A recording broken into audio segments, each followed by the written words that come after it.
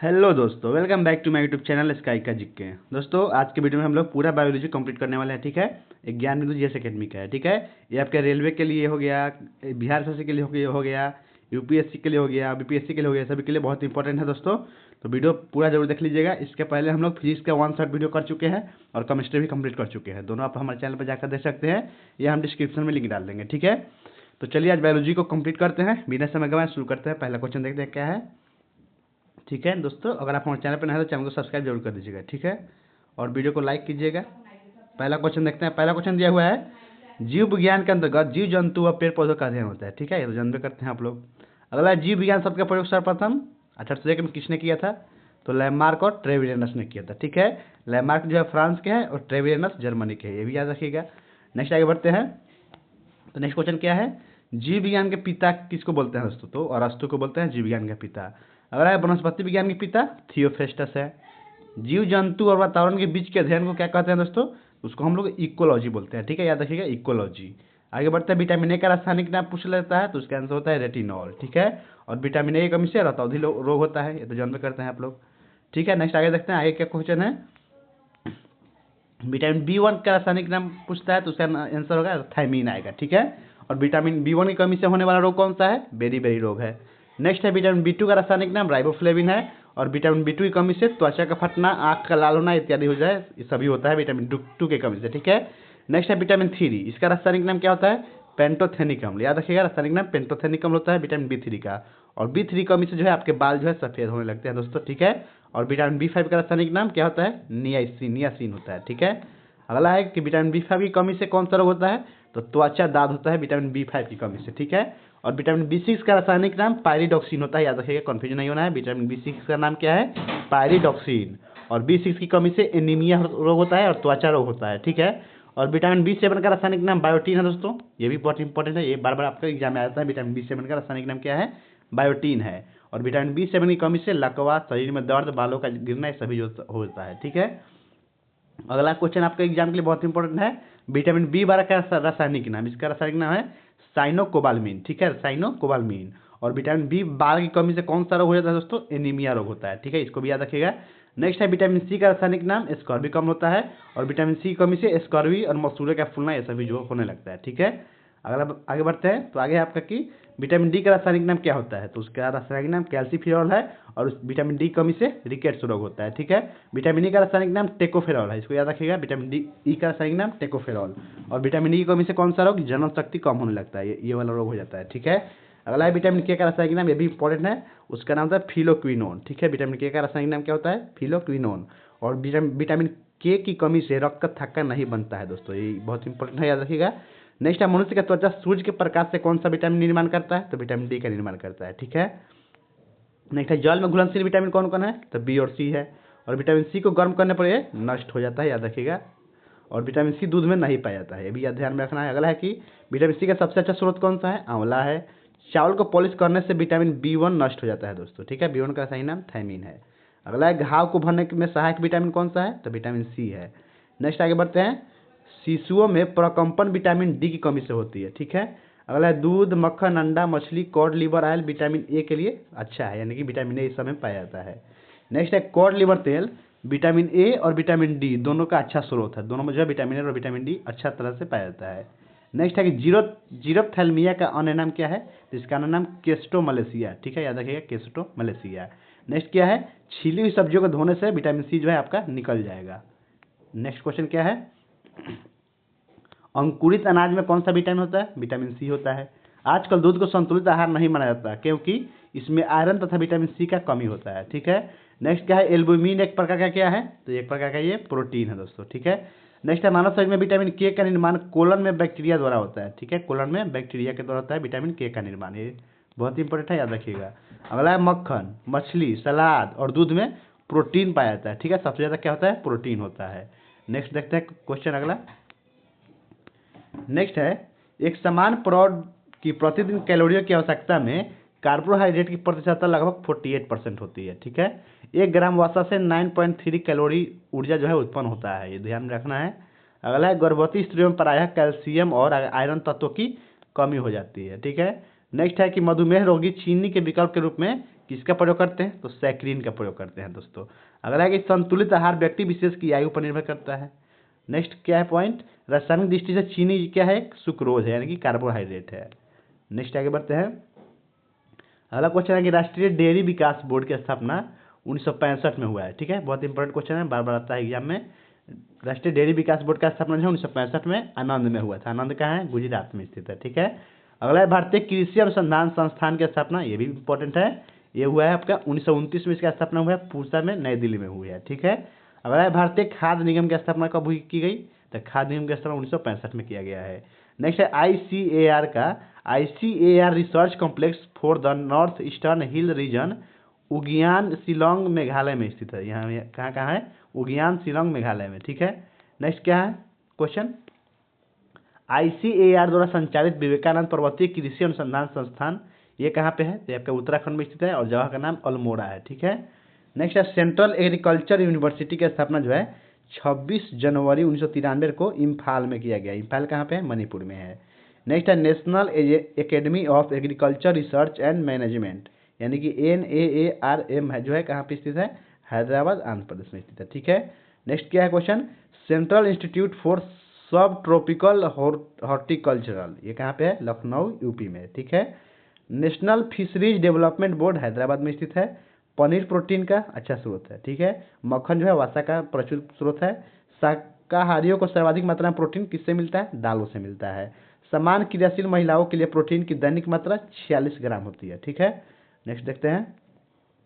अंडा में कितना % प्रोटीन होता है? 3.3%। वसा जल में अघुलनशील है तो बेंजीन प्रोटीन में घुलनशील है। ठीक है, बेंजीन जो है प्रोटीन में घुलनशील होता है और वसा जल में घुलनशील होता है। सॉरी दोस्तों, क्वेश्चन ऐसे है कि वसा जो है जल में अघुलनशील है। ठीक है, लेकिन वसा जो है ये बेंजीन और प्रोटीन में जो है घुल जाता है, ये याद रखना है। नेक्स्ट है कि शरीर के लिए आयोडीन की प्रतिदिन आवश्यक मात्रा कितना होता है? तो 0.14 mg होता है। ठीक है, दूध का रंग पीला किसके कारण होता है? कैरोटीन के कारण। कैसीन क्या है? एक प्रकार का प्रोटीन है दोस्तों। नेक्स्ट आगे बढ़ते हैं। आगे क्वेश्चन है कि हरी सब्जियां लोहे के अच्छे स्रोत है। ठीक है, हरी सब्जियों में लोहे पाया जाता है, यानी कि आयरन। अगला है प्रोटीन के 2 सबसे बड़े स्रोत कौन कौन सा है? सोयाबीन हो गया और मशरूम में जो है इस सभी में प्रोटीन होता है। नेक्स्ट क्या है कि आवश्यकता से अधिक होने पर कार्बोहाइड्रेट शरीर के यकृत में किसके रूप में संचित रहता है? ग्लाइकोजन के रूप में। एक शाकाहारी को अपने शरीर के लिए आवश्यक फास्फोरस किससे प्राप्त होता है? तो दूध से मिलता है। ठीक है, एथलीट को तत्काल ऊर्जा प्राप्ति के लिए कार्बोहाइड्रेट या च्युइंगम का प्रयोग करना चाहिए। ठीक है, आगे बढ़ते हैं। एक ग्लूकोज के पूर्ण ऑक्सीजन से 4.2 किलो कैलोरी ऊर्जा प्राप्त होता है और प्रोटीन में जो है 20 अमीनो अम्ल से मिलकर बना होता है प्रोटीन। अगला है कि international food policy research institute कहाँ है? ये वाशिंगटन अमेरिका में है। ठीक है, दूध से संबंधित पदार्थों के निर्यात में विश्व का अग्रणी उत्पादक देश कौन सा है? वो न्यूजीलैंड है। नेक्स्ट है कोबरा या अन्य सांप के काटने पर जहर का असर रुधिर विसरण पर पड़ता है। ठीक है, चील जो है द्विनेत्री यंत्रमय वाला पक्षी है। स्टार्च, सुक्रोज या फ्रक्टोज किससे प्राप्त होता है? पौधों से। लैक्टोज दूध से प्राप्त होता है। ग्लाइकोजन यकृत से प्राप्त होता है। देश का प्रथम राज्य कृषि विश्वविद्यालय जुलाई 1960 में पंतनगर उत्तराखंड में खोला गया था। ठीक है, नेक्स्ट देखते हैं। पांडिचेरी में 1974 में देश का प्रथम कृषि विज्ञान केंद्र की स्थापना हुई है। कब? 1974 याद रखना है, और पांडिचेरी में। अगला है भारतीय वनस्पति सर्वेक्षण विभाग की स्थापना 13 फरवरी 1890 को किया गया। कहाँ पे है? इसका मुख्यालय कोलकाता में है। ठीक है, central sheep and wool research institute Avikanagar Rajasthan में स्थित है। घोंसला बनाने वाला एकमात्र सांप किंग कोबरा है। नेक्स्ट आगे बढ़ते हैं कि भोजन में शर्करा की जांच उसमें बेनेडिक्स घोल डालकर की जाती है। ठीक है, मटर में मार्स रोग का प्रमुख कारण क्या है? एमएन है, यानी कि मैग्नीज की कमी है। ठीक है, गाय की उच्च दूध उत्पादन प्रजाति कौन है? वो है हॉलस्टाइन। ठीक है, सैकरोन का निर्माण टाइलून से होता है। किसी व्यक्ति में विद्यमान कुल जनांतरिक द्रव को क्या बोलते हैं? जेनोम बोलते हैं। ठीक है दोस्तों, नेक्स्ट देखते हैं। नेक्स्ट है स्थिर अवस्था में मेढक त्वचा से शोषण करता है। अगला है कि एंटीबायोटिक शब्द का प्रयोग सबसे पहले किसने किया था? एलेक्जेंडर फ्लेमिंग ने किया था। हरे पौधे में प्रकाश संश्लेषण की इकाई क्या है? क्वांटोसोम कहलाती है। ठीक है, हरे पौधे में प्रकाश संश्लेषण की इकाई क्वांटोसोम कहलाती है। नेक्स्ट है एंटीबायोटिक दवा बुखार को कम करने के लिए ली जाती है, ये तो सबको जानता है। अगला है कि जीवन के उद्भव का प्रभाव प्रथम वैज्ञानिक विवरण AI ओपेरिन ने प्रस्तुत किया था। ठीक है, याद रखिएगा, जीवन का उद्भव का प्रथम वैज्ञानिक विवरण कौन दिया था? AI ओपेरिन ने। नेक्स्ट देखते हैं, भारतीय मोर का जीव वैज्ञानिक नाम क्या है? तो उसका वैज्ञानिक नाम है पावो क्रिस्टस। याद रखिएगा, पावो क्रिस्टस। और महिला नसबंदी को क्या बोलते हैं? ट्यूबेक्टोमी बोलते हैं। और पुरुष नसबंदी को वैसेक्टोमी बोलते हैं। ठीक है, मधुमक्खी की भाषा का अनुवाद करने वाला वह वैज्ञानिक कार्ल वॉन फ्रिंच था। ठीक है, मधुमक्खी की भाषा का अनुवाद कौन किया था? Karl von Frisch. अगला है, इसको नोबेल पुरस्कार से सम्मानित किया गया इनको। ठीक है, अगला है कि डाइस्टेज एंजाइम स्टार्च का पाचन करता है। ठीक है, डाइस्टेज एंजाइम किसका पाचन करता है दोस्तों? एंजाइम का। अगला आगे बढ़ते हैं हम लोग। रॉबर्ट कोच को 1905 में नोबेल पुरस्कार सर्वप्रथम जीवाणुओं का कृत्रिम संवर्धन तथा एंथ्रैक्स व टीबी के जीवाणुओं को अलग करने के लिए मिला था। ठीक है, कब मिला था? 1905 में। नेक्स्ट है, शक्कर को ग्लूकोज और फ्रक्टोज में हाइड्रोलाइज करने वाले किण्वन यानी कि एंजाइम को क्या बोलते हैं? इन्वर्टेज बोलते हैं। ठीक है, याद रखिएगा, इन्वर्टेज। नेगला है, बोबले परिकल्पना किसने दिया था? क्रिक ने दी थी। ठीक है, टेक्सोनॉमी की मूलभूत इकाई क्या है? स्पीसीज है। आगे बढ़ते हैं। अधिकांश मछलियों का रंग सुनहरी गुआनिन उत्पाद के कारण होता है। और मक्के का बौना रोग किसके कारण होता है? स्पाइरोप्लाज्मा के द्वारा होता है मक्के का बौना रोग। बहुत अधिक ऊंचाई पर मनुष्य की आरबीसी की संख्या क्या होता है दोस्तों? बढ़ जाती है। ठीक है, ज़्यादा ऊंचाई पर जाइएगा तो आपकी आरबीसी की संख्या जो है बढ़ जाता है। गर्म खून वाले जानवर उच्च शारीरिक तापमान बनाए रखते हैं ताकि वे तेजी से चल सके। नेक्स्ट आगे बढ़ते हैं। नेक्स्ट क्वेश्चन क्या है? मादा एनोफ्लिज मच्छर के आमाशय में प्लाज्मोडियम के अंडक की खोज किसने किया था? रोनाल्ड रॉस नामक वैज्ञानिक ने किया।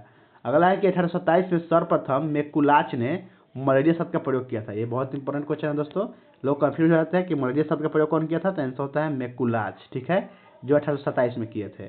अगला है कि 1880 में लेवरन ने मलेरिया से पीड़ित व्यक्ति की रुधिर में मलेरिया परजीवी प्लाज्मोडियम की खोज किया था। किसने? लेवरन ने। कब? 1880 में। नेक्स्ट है कि रोनाल्ड रॉस ने 1887 ईस्वी में मलेरिया परजीवी द्वारा मलेरिया होने व मच्छर मादा एनोफ्लिज के वाहक होने की पुष्टि किया था। ठीक है, तीनों अलग अलग क्वेश्चन है, तीनों को ध्यान दीजिएगा। आगे बढ़ते हैं। तो नेक्स्ट क्वेश्चन इसके बाद क्या है? इसके बाद है कि एंथ्रेक्स विश्व का सर्वाधिक शक्तिशाली जैव आयुध है। ठीक है, यह एक एकल जीवाणु द्वारा फैलता है जिसका नाम बैसिलस एंथ्रेसिस है। ठीक है, देश में सर्वप्रथम बायोस्फीयर रिजर्व वर्ष 1986 में 55-20 किलोमीटर स्क्वायर भौगोलिक क्षेत्र नीलगिरी में स्थापित किया गया था। ठीक है, देश का प्रथम बायोस्फीयर रिजर्व पूछेगा तो नीलगिरी है। कब? 1986 में किया गया। अगला कि मस्तिष्क सेरोटोनिन रसायन के माध्यम से मूड, भूख और नींद को नियंत्रित करता है। नेक्स्ट देखते हैं इसके बाद। संयुक्त राष्ट्र प्राकृतिक आपदा निवारण हेतु अंतर्राष्ट्रीय दिवस कब मनाते हैं? 11 अक्टूबर को मनाते हैं। ठीक है, याद रखिएगा। अगला है कि मधुमक्खी आपस में एक दूसरे को नृत्य की भाषा द्वारा संवाद बताती है। यह सर्वप्रथम किसने बताया था? कार्ल वॉन फ्रिस ने बताया था। ठीक है, डॉट्स का पूर्ण रूप डायरेक्टली ऑब्जर्व ट्रीटमेंट कोर्स होता है। ठीक है, अगला है कि एमनियोसिंथेसिस तकनीक भ्रूण के लिंग परीक्षण में से प्रयोजन से संबंधित है। ठीक है, नेक्स्ट क्वेश्चन आगे बढ़ते हैं कि एड्स रोग की जांच के लिए स्वदेशी कीट का विकास किसने किया था? तो डॉक्टर सतीश चंद्र ने किया था। ठीक है, मांस या मछली जिस पर नमक छिड़क दिया जाता है वे लंबे समय तक मोल्ड या बैक्टीरिया से मुक्त हो जाते हैं क्योंकि लवण मांस में नमी शोषित कर लेती है। अगला है कि एटीला मानव निर्मित कृत्रिम सूक्ष्म कीट है और मावना बाजरा की किस्म है। याद रखिए, मावना किसका किस्म है दोस्तों? बाजरा की किस्म है। नेक्स्ट है कि द्रव्य संक्रमण दबाव प्रक्रिया के द्वारा पानी पौधों की जड़ों से उसके अन्य भागों में पहुंचता है। ठीक है, द्रव्य संक्रमण दबाव प्रक्रिया के द्वारा। अगला है कि जाइलम उत्तक का अन्य नाम क्या है? दारू उत्तक इसी का नाम है। ठीक है, गंजापन के लिए कौन सा विटामिन उत्तरदायी कौन सा कवक उत्तरदायी है दोस्तों? गंजापन जो हो जाता है आपको टीनिया कैपेटिस कवक के कारण होता है। ठीक है, अगला है विटामिन B12 में क्या पाया जाता है? कोबाल्ट पाया जाता है। ऑन ऑक्सीशोषण के अंत में पायरुविक अम्ल बनता है और लैक्टिक एसिड अंतिम उत्पाद होता है। ठीक है, नेक्स्ट है कि कॉर्टेक्स के विकृत हो जाने पर उपापचयी प्रक्रम में गड़बड़ी उत्पन्न हो जाती है। इस रोग को एडिशन रोग कहा जाता है दोस्तों। ठीक है, नेक्स्ट आगे बढ़ते हैं। भारतीय पारिस्थितिकी तंत्र का जनक किसको मानते हैं? बताइए, बहुत इंपॉर्टेंट क्वेश्चन है। भारतीय पारिस्थितिकी तंत्र का जनक भारतीय पारिस्थितिकी का जनक जो है रामदेव मिश्रा को कहते हैं। ठीक है, याद रखिएगा, रामदेव मिश्रा को।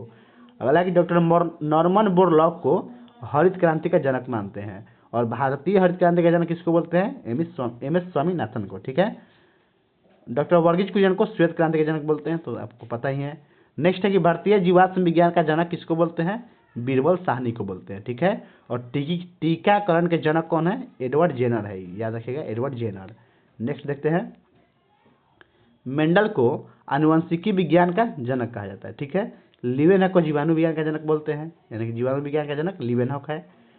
और हरित क्रांति का प्रतिपादन कौन किया था? विलियम गॉड ने किया था, याद रखिए विलियम गॉड ने। आधुनिक वर्गीकरण के पिता कैरोलस लिनियस को कहते हैं। इकोलॉजी के अंतर्गत किसका अध्ययन किया जाता है? पारिस्थितिकी का अध्ययन किया जाता है।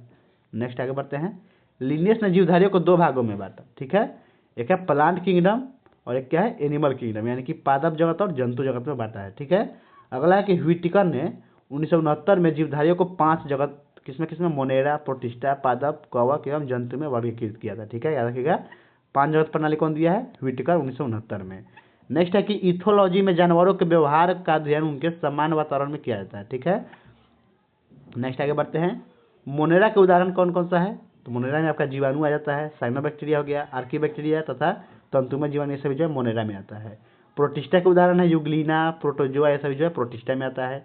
यूग्लिना को पादप एवं जंतु के बीच की कड़ी मानते हैं, बहुत इंपॉर्टेंट है कि पादप एवं जंतु के बीच की कड़ी किसको मानते हैं? यूग्लिना को। और पादप के उदाहरण जो है शैवाल हो गया, मौस, पुष्पीय, अपुष्पीय, बीजीय पौधे सभी जो है पादप में आते हैं। कवक की कोशिका भित्ति बहुत इंपॉर्टेंट है, ये काइटिन की बनी होती है। ठीक है, कवक की कोशिका भित्ति किसकी बनी होती है? काइटिन की। अगला कि जंतु का उदाहरण कौन कौन सा है? तो हाइड्रा हो गया, जेलीफिश, कृमि, सितार मछली, सरीसृप, उभयचर, पक्षी तथा स्तनधारी जीव सभी जो है जंतु में आते हैं। नेक्स्ट क्या है, कैरोलस लिनियस ने 1753 में जीवों की द्विनाम पद्धति को प्रचलित किया। ठीक है, कब किए थे? 1753 में। अगला कि द्विनाम पद्धति के अनुसार पहला शब्द वंश का नाम और दूसरा शब्द जाति का नाम होता है। ठीक है, और नवजात शिशु का अध्ययन किसको बोलते हैं दोस्तों? नवजात शिशु का अध्ययन क्या कहलाता है? नियोनेटोलॉजी। ठीक है, नियोनेटोलॉजी। नेक्स्ट है, बुढ़ापे का अध्ययन क्या कहलाता है? जेरेंटोलॉजी कहलाता है। पक्षियों का अध्ययन ऑर्निथोलॉजी कहलाता है। अंडों का अध्ययन ओलोजी कहलाता है, ओलॉजी। ठीक है, दांतों का अध्ययन ओडोंटोलॉजी कहलाता है। आंखों का अध्ययन ऑप्थेल्मोलॉजी कहलाता है। हड्डियों का अध्ययन तो ऑस्टियोलॉजी जानबे करते हैं। मांसपेशियों का अध्ययन मायोलॉजी कहलाता है। और रक्त का अध्ययन तो आप लोग जानबे करते हैं, हीमेटोलॉजी। ठीक है, नेक्स्ट क्या है? त्वचा का अध्ययन डर्मेटोलॉजी कहलाता है।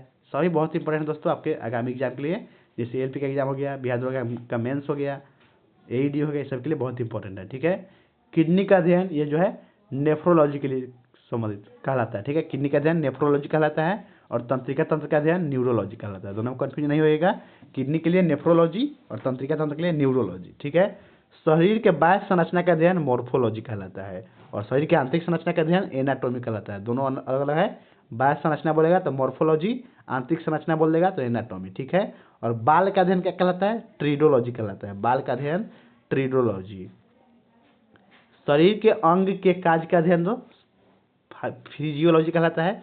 शरीर के अंग के कार्य का अध्ययन फिजियोलॉजी। और फलों का अध्ययन तो जन्म करते हैं पोमोलॉजी। आनुवंशिकी का अध्ययन जेनेटिक्स।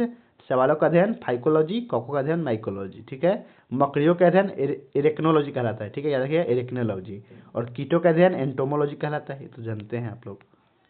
नेक्स्ट है, जांच द्वारा रोग का पता लगाने के अध्ययन क्या कहलाता है? पैथोलॉजी कहलाता है। अगला है, फार्माकोग्नोसी में औषधीय पौधे का अध्ययन किया जाता है। ठीक है, पीडियाट्रिक्स में इसका संबंध है बच्चों के रोग से है। पीडियाट्रिक्स का संबंध बच्चों के रोगों से है। ठीक है, एक्सोबायोलॉजी में अन्य ग्रहों के जीवों का अध्ययन किया जाता है। पेडोजेनेसिस के अंतर्गत मृदा निर्माण का अध्ययन किया जाता है। ठीक है, नेक्स्ट है, उंगलियों की छाप से व्यक्ति की पहचान की विज्ञान क्या कहलाता है? डेक्टिलोग्राफी कहलाता है। और घासों का अध्ययन एग्रोस्टोलॉजी कहलाता है। पालन पोषण द्वारा मानव जाति की उन्नति का अध्ययन क्या कहलाता है? यूथेनिक्स कहलाता है दोस्तों। ठीक है, नेक्स्ट है, कोशिकाओं में जीन, आरएनए एवं प्रोटीन श्रृंखला में परिवर्तन करके मानव जाति की उन्नति का अध्ययन यूफेनिक्स कहलाता है। नेक्स्ट आगे बढ़ते हैं। ठीक है, नेक्स्ट क्वेश्चन क्या है? जीव द्रव का 99% भार जो है ऑक्सीजन। ठीक है, 63% का सॉरी दोस्तों, जीव द्रव का 99% भाग जो है उसमें ऑक्सीजन 63% होता है, carbon 20%, hydrogen 10%, nitrogen 2.5%, calcium 2.5%, phosphorus 1.15% और अन्य होता है 0.85% तत्वों का बना होता है। ठीक है, नेक्स्ट है, जीव द्रव का 90% भाग जल होता है। जीव द्रव में अकार्बनिक एवं कार्बनिक यौगिक का अनुपात कितना होता है? 81:19 होता है, याद रखिएगा 81:19। ठीक है, नेक्स्ट देखते हैं, जीव द्रव का नामकरण पूछता है दोस्तों, ये बहुत इंपॉर्टेंट है, ये आपके एग्जाम में पूछ सकता है। ठीक है, जीव द्रव का नामकरण किसने किया था? पुरकिंजे किया था। और हेक्सले के अनुसार जीव द्रव जीवन की भौतिक आधार है। ठीक है, जीव द्रव जीवन की भौतिक आधार है किसके अनुसार, हेक्सले के अनुसार। अगला, जीवन की सबसे छोटी कार्यात्मक एवं रचनात्मक इकाई क्या है, कोशिका है। और सबसे लंबी कोशिका तंत्रिका तंत्र की कोशिका है। नेक्स्ट है कि कोशिका शब्द का प्रयोग सर्वप्रथम किसने किया था, तो रॉबर्ट हुक ने किया था, ठीक है, अंग्रेज के यानी कि इंग्लैंड के थे, ठीक है। और इन्होंने जो 1665 में किया था कोशिका शब्द का प्रयोग, ठीक है। आगे बढ़ते हैं, सबसे छोटी कोशिका पूछ लेगा तो क्या होगा आंसर, माइकोप्लाज्मा गैलोसेप्टिकम नामक जीवाणु होता है सबसे छोटा कोशिका। सबसे बड़ी कोशिका शुतुरमुर्ग के अंडे की कोशिका है। कोशिका सिद्धांत का प्रतिपादन किसने किया था, स्लाइडेनियम स्वान ने, ठीक है, 1838 और 39 में किया था। स्लाइडेनियम स्वान के अनुसार प्रत्येक जीव की उत्पत्ति एक कोशिका से होती है, ठीक है। नेक्स्ट आगे बढ़ते हैं, कोशिका के अंदर भरे द्रव्य को केंद्रक द्रव्य कोशिका कहते हैं। और साइटोकाइनेसिस में कोशिका द्रव्य का विभाजन होता है। रसधानी या रिक्तिका कोशिका की निर्जीव रचना है और केंद्रक कोशिका के प्रबंधक के समान कार्य करता है, ठीक है।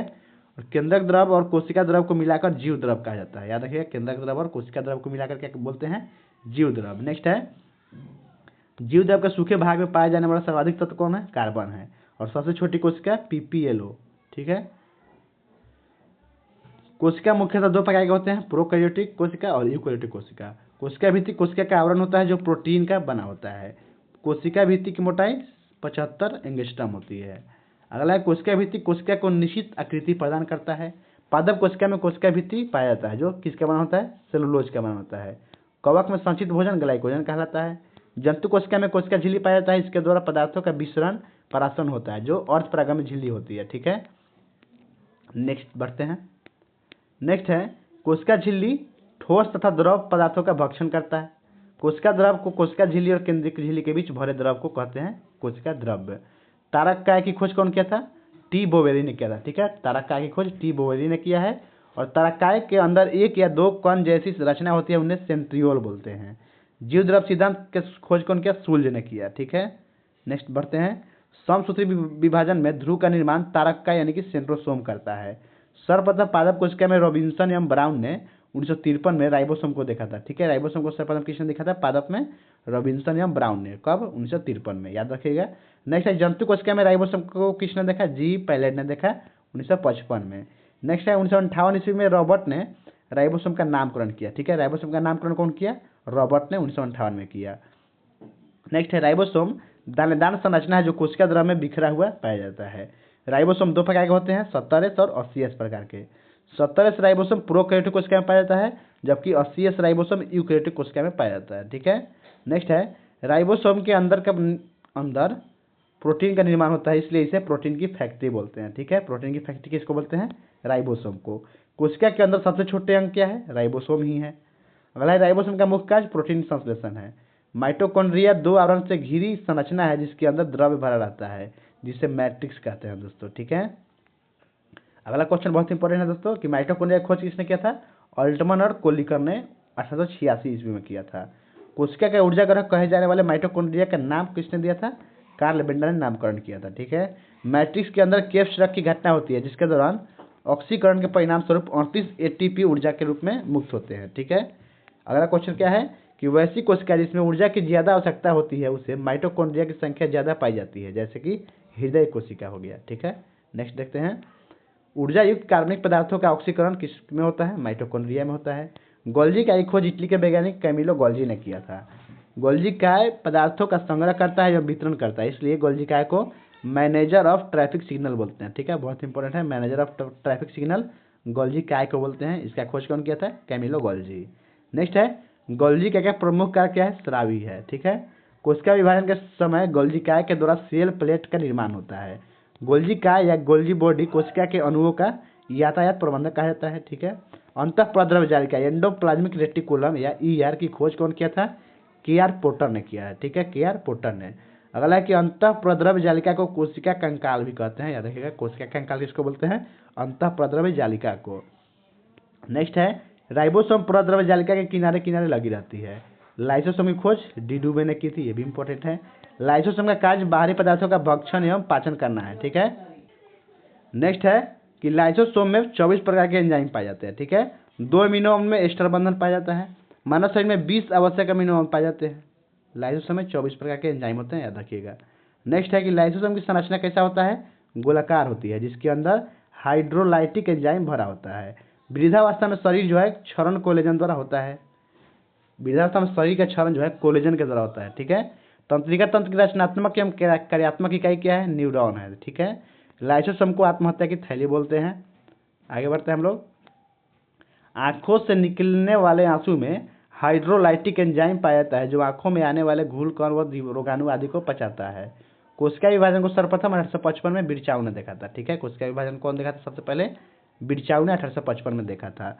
समसूत्री विभाजन की प्रक्रिया को जंतु कोशिका में सबसे पहले वाल्टर फ्लेमिंग ने देखा था। और असूत्री विभाजन जीवाणु, नीलहरित शैवाल, ईस्ट अमीबा और प्रोटोजोआ आदि में होता है, ठीक है। नेक्स्ट आगे बढ़ते हैं। नेक्स्ट है कि समसूत्री विभाजन ये किसमें होता है, कायिक कोशिका में होता है। और सूत्री विभाजन जनन कोशिका में होता है। ये दोनों बहुत इंपॉर्टेंट है, याद रखिएगा। समसूत्रित यानी कि माइटोसिस जो है कायिक कोशिका में होता है और मियोसिस जो है जनन कोशिका में होता है। और सूत्री विभाजन में एक कोशिका के 4 कोशिकाओं का निर्माण होता है, ठीक है। और सूत्री में एक कोशिका से 4 कोशिका बनता है। और सूत्री विभाजन की खोज बीजमैन ने किया था, लेकिन और सूत्री विभाजन का सर्वप्रथम विस्तृत अध्ययन कौन किया था, स्ट्रासबर्गर ने किया था, ठीक है। नेक्स्ट आगे बढ़ते हैं हम लोग। नेक्स्ट है कि क्रोमैटिन डीएनए से बना आनुवंशिक सामग्री होता है, ठीक है। क्रोमैटिन के अलावा केंद्रक में एक सघन गोल रचनाएं दिखलाई पड़ती है जिसे केंद्रिका कहा जाता है, यानी कि न्यूक्लियस कहा जाता है, ठीक है। क्रोमैटिन हिस्टोन प्रोटीन एवं डीएनए का बना होता है। गुणसूत्र एक आनुवंशिक पदार्थ है जो माता पिता के लक्षणों को संतानों में ले जाता है, ठीक है। नेक्स्ट है कि जीन का कार्य एक पीढ़ी से दूसरी पीढ़ी तक आनुवंशिक गुणों के हस्तांतरित करता है, ठीक है। जीन का कार्य क्या है, आनुवंशिक गुणों को हस्तांतरित करना, ठीक है। नेक्स्ट है गुणसूत्र की खोज कौन किया था, ये बहुत इंपॉर्टेंट है।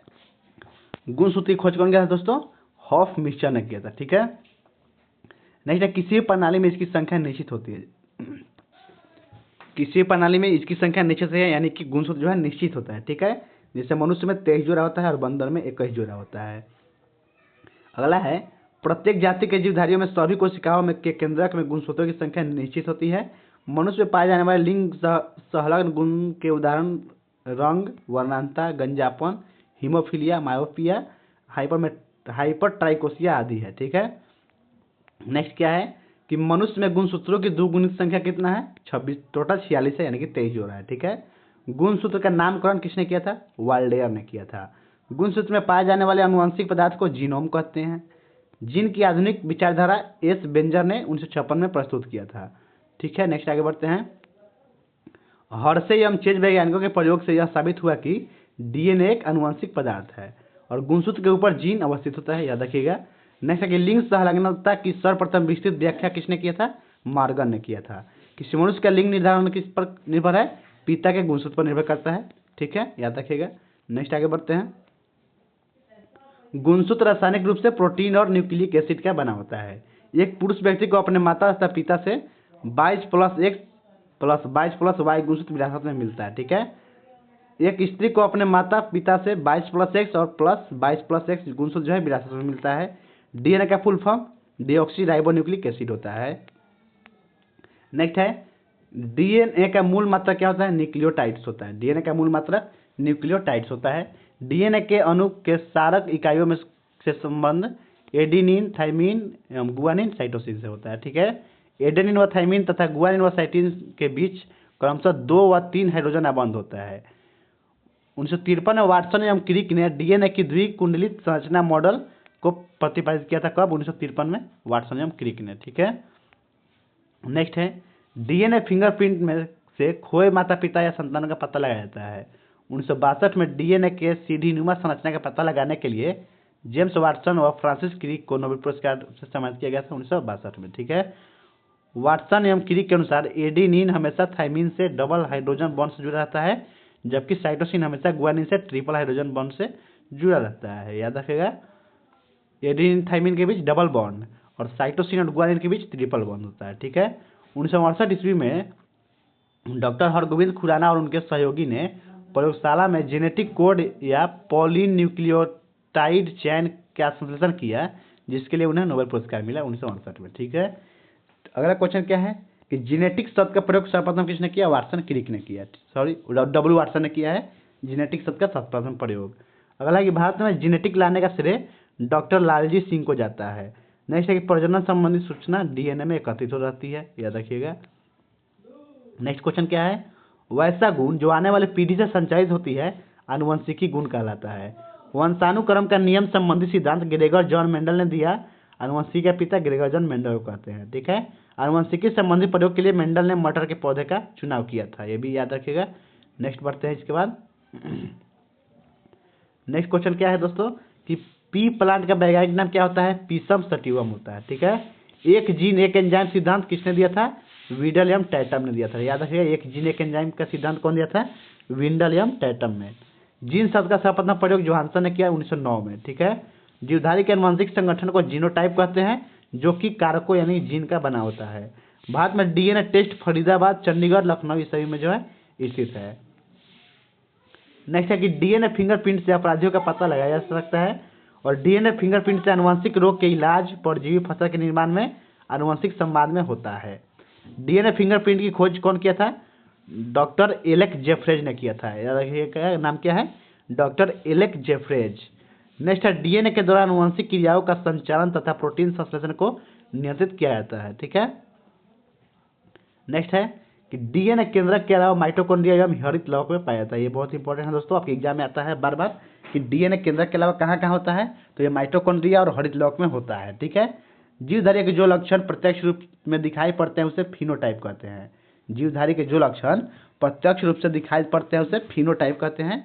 जब एक ही लक्षण के दो भिन्न पौधों के बीच क्रॉस कराया जाता है तो एकल संकरण कहते हैं उसको। ठीक है, नेक्स्ट है मेंडल के अनुसार विपरीत स्वरूप वाले एलील्स एक पीढ़ी में यदि साथ हो जाते हैं तो अगली पीढ़ी में अलग हो जाते हैं। आरएनए की खोज सवेरो ओकोवा, रॉबर्ट हॉली और कार्ल वोसे ने की थी। राइबोसोम आरएनए नामक अम्ल और प्रोटीन की बनी होती है। नेक्स्ट है कि आरएनए का पूर्ण रूप होता है राइबोन्यूक्लिक एसिड। आरएनए प्रोटीन संश्लेषण में भाग लेता है। ठीक है, प्रोटीन संश्लेषण में आरएनए भाग लेता है। नेक्स्ट क्या है कि आरएनए में थायमिन क्षारक इकाई की जगह यूरेसिल इकाई आ जाती है। आरएनए 3 आरआरएनए, टीआरएनए और एमआरएनए प्रकार के होते हैं। ठीक है, आरएनए कितने प्रकार के? 3 प्रकार के। कौन कौन? आरआरएनए हो जाता है, टीआरएनए और एमआरएनए। ठीक है, रिट्रोवायरस में सिंगल स्टैंडर्ड आरएनए आनुवंशिक पदार्थ होता है।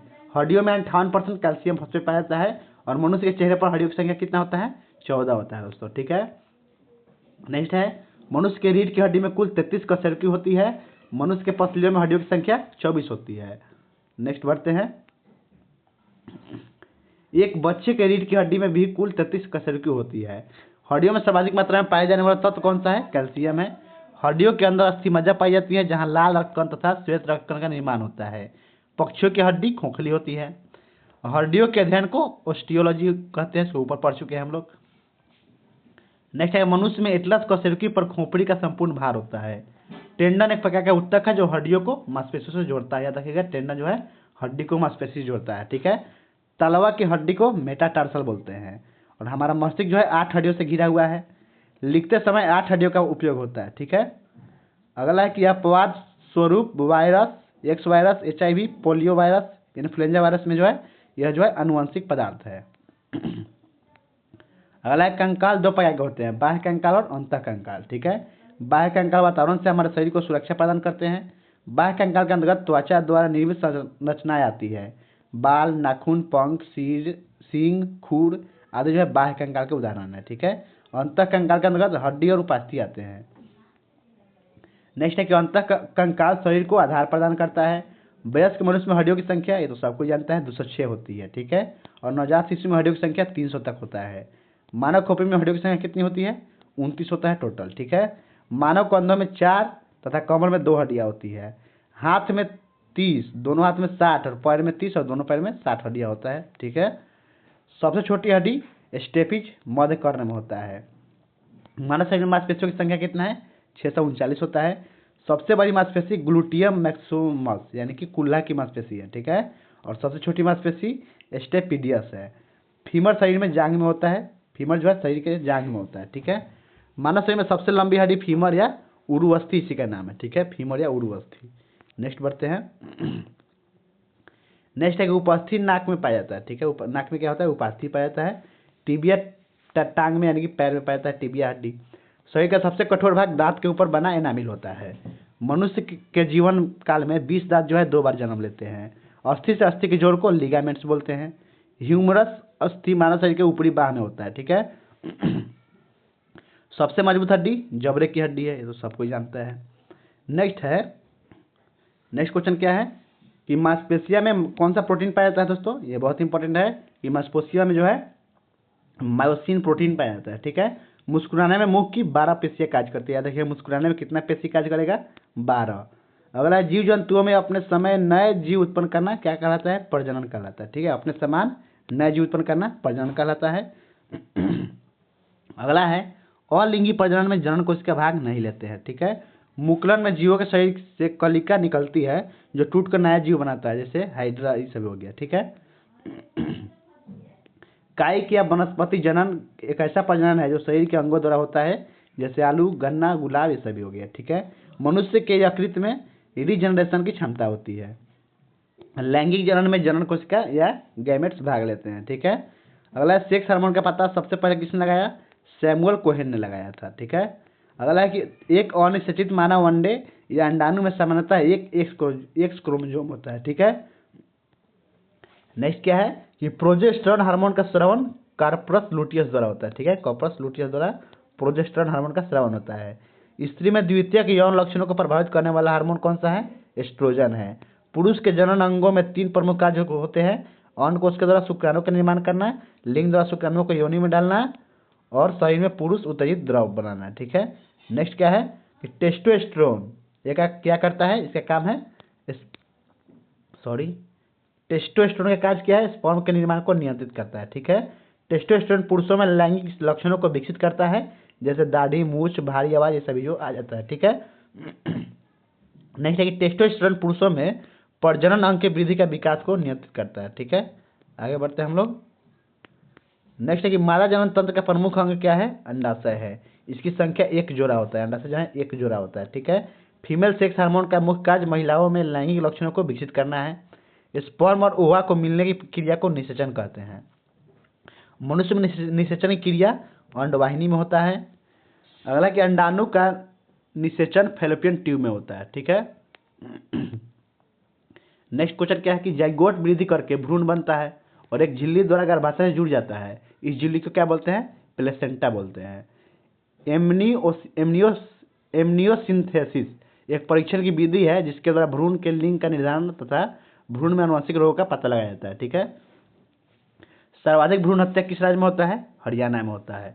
लिंग निर्धारण के लिए किसी भी प्रकार का परीक्षण पूरे भारत में प्रतिबंधित है। कब से प्रतिबंधित है, 1 जनवरी 1996 से जो है प्रतिबंधित है दोस्तों, ठीक है, 1 जनवरी 1996 से। नेक्स्ट है कि निषेचन के बाद किसका निर्माण होता है, जाइगोट का निर्माण होता है। लिंग के निर्धारण के लिए सजा का प्रावधान 1 लाख रुपये जुर्माना और 7 वर्ष कैद या दोनों, ठीक है, दोनों हो सकता है। अगला कि अल्ट्रासोनोग्राफी भी एक परीक्षण की विधि है। तंत्रिका तंत्र की इकाई को न्यूरॉन बोलते हैं। न्यूरॉन 2 प्रकार के होते हैं, मोटर न्यूरॉन और सेंसरी न्यूरॉन, ठीक है। नेक्स्ट है कि मोटर न्यूरॉन सूचना को मस्तिष्क से शरीर की ओर ले जाता है, ठीक है। सूचना को मस्तिष्क से शरीर की ओर कौन ले जाता है, मोटर न्यूरॉन। न्यूरॉन की ऊपरी सतह पर पॉजिटिव चार्ज तथा निचली सतह पर नेगेटिव चार्ज होती है। सेंसरी न्यूरॉन जो है सूचना को शरीर से मस्तिष्क की ओर ले जाती है, ठीक है। शरीर से मस्तिष्क की ओर बोलेगा तो सेंसरी न्यूरॉन और मस्तिष्क के शरीर की ओर मोटर न्यूरॉन, ठीक है। कंफ्यूज नहीं होइएगा, आगे बढ़ते हैं। नेक्स्ट है कि न्यूरॉन के द्वारा रक्त, ऑक्सीजन और पोषक तत्व की आपूर्ति भ्रूण को करता है, ठीक है। मस्तिष्क का भार जो है 1350 ग्राम से 1450 ग्राम का होता है। मस्तिष्क के 3 भाग है, अग्र मस्तिष्क, मध्य मस्तिष्क और पश्चिम मस्तिष्क। मनुष्य के मस्तिष्क का सबसे बड़ा भाग परम मस्तिष्क है, सेरिब्रम है, ठीक है।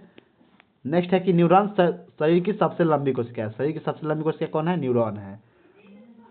इत्र की तीखी सुगंध की पहचान मस्तिष्क का सेरेब्रम करता है, ठीक है। आगे बढ़ते हैं। नेक्स्ट है सुख दुख, भूख प्यास, ठंडा गर्म का अनुभव जो है इसका नियंत्रण हाइपोथैलेमस ग्रंथि के द्वारा होता है। सेरेबेलम का कार्य शरीर का संतुलन तथा सर्वाधिक क्रिया का नियंत्रण करता है, ठीक है। मानव मस्तिष्क का वह भाग मेडुला ऑब्लंगेटा है जो श्वसन क्रिया, हृदय गति और रक्त संचार को नियंत्रित करता है, ठीक है। एक शराबी व्यक्ति के मस्तिष्क का सेरेब्रम तथा सेरिबेलम तत्कालिक गड़बड़ हो जाता है। मेडुला जो है श्वसन दर को नियंत्रित करता है। श्वसन दर को कौन नियंत्रित करता है, मेडुला। जीव जंतुओं में जैविक क्रिया के दौरान हानिकारक पदार्थों का निर्माण होता है, जैसे कार्बन डाइऑक्साइड, यूरिया आदि, ठीक है। यूरिया उत्सर्जन करने वाले पदार्थ को यूरियोटेलिक कहते हैं, जैसे मनुष्य हो गया, मेढक हो गया, ठीक है। मेडुला का कार्य अनैच्छिक क्रिया का नियंत्रण, जैसे कि श्वसन, परिवहन, रक्तदाब, पाचन, ये सभी को करना है। ठीक है, आगे बढ़ते हैं।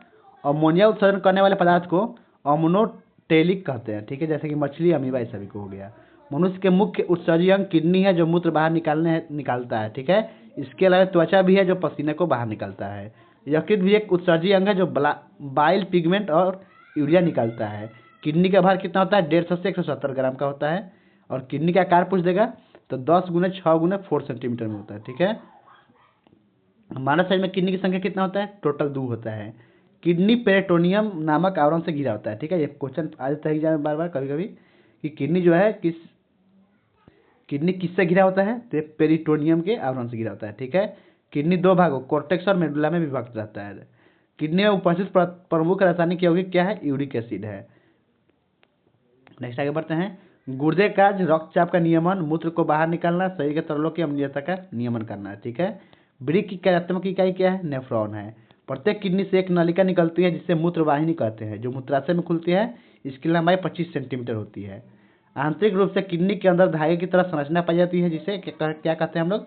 नेफ्रॉन कहते हैं दोस्तों। ठीक है, प्रत्येक किडनी में 10 से 12 लाख नेफ्रॉन होता है, 10 से 12 लाख।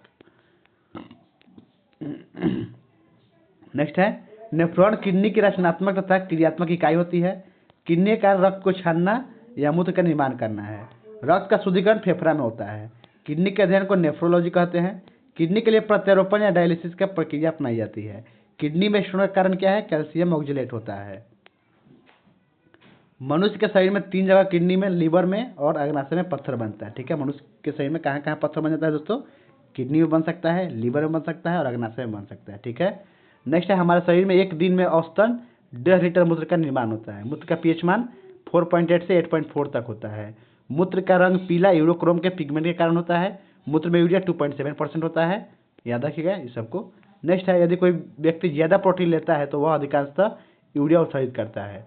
रक्त में ऑक्सीजन की सांद्रता कम होने पर श्वसन की दर बढ़ जाती है। ठीक है, मानव शरीर में डायफ्राम का उपयोग श्वसन क्रिया में होता है। श्वसन प्रक्रिया के दौरान भोजन के अणुओं का ऑक्सीकरण होता है। ऊर्जा एटीपी के रूप में कार्बन डाइऑक्साइड तथा जलवाष्प निकलती है। नेक्स्ट है कि ऑक्सीश्वसन ऑक्सीजन की उपस्थिति में होती है। अनऑक्सीश्वसन जो ऑक्सीजन की अनुपस्थिति में होती है, वह श्वसन कुछ सूक्ष्म जीवाणु, अंतःपरजीवी, आरबीसी, मांसपेशी आदि के द्वारा किया जाता है।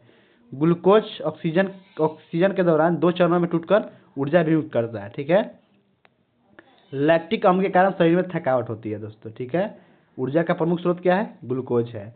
ग्लाइकोलाइसिस क्रिया कोशिका द्रव्य में होती है, जिसके दौरान 8 एटीपी ऊर्जा निकलता है। क्रेब्स चक्र क्रिया माइटोकॉन्ड्रिया के अंदर होती है, जिसके दौरान 30 एटीपी ऊर्जा निकलती है। ठीक है, याद रखिएगा 30 एटीपी। नेक्स्ट है, ऑक्सीश्वसन के दौरान ग्लूकोज के एक अणु के टूटने से 30 + 8 यानी कि 38 एटीपी ऊर्जा निकलता है। नेक्स्ट देखते हैं इसके बाद अगला क्या है। अगला पॉइंट है कि अनऑक्सीश्वसन के दौरान ग्लूकोज के एक अणु के टूटने से मात्र 2 एटीपी ऊर्जा निकलती है। अमीबा शरीर के सतह द्वारा सांस लेते हैं। ठीक है, अमीबा जो है शरीर के सतह द्वारा सांस लेता है।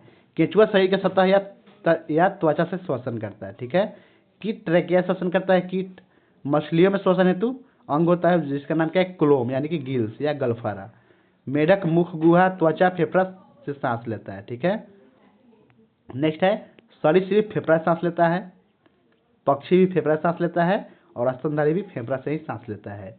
नेक्स्ट है कि लैरिंक्स ध्वनि उत्पन्न अंग है, इसे फाउंड बॉक्स भी कहा जाता है। पक्षियों में ध्वनि उत्पन्न अंग को सेरिंग्स बोलते हैं। नेक्स्ट है, फेफड़ा एक आवरण से घिरा होता है, जिसे क्या बोलेंगे?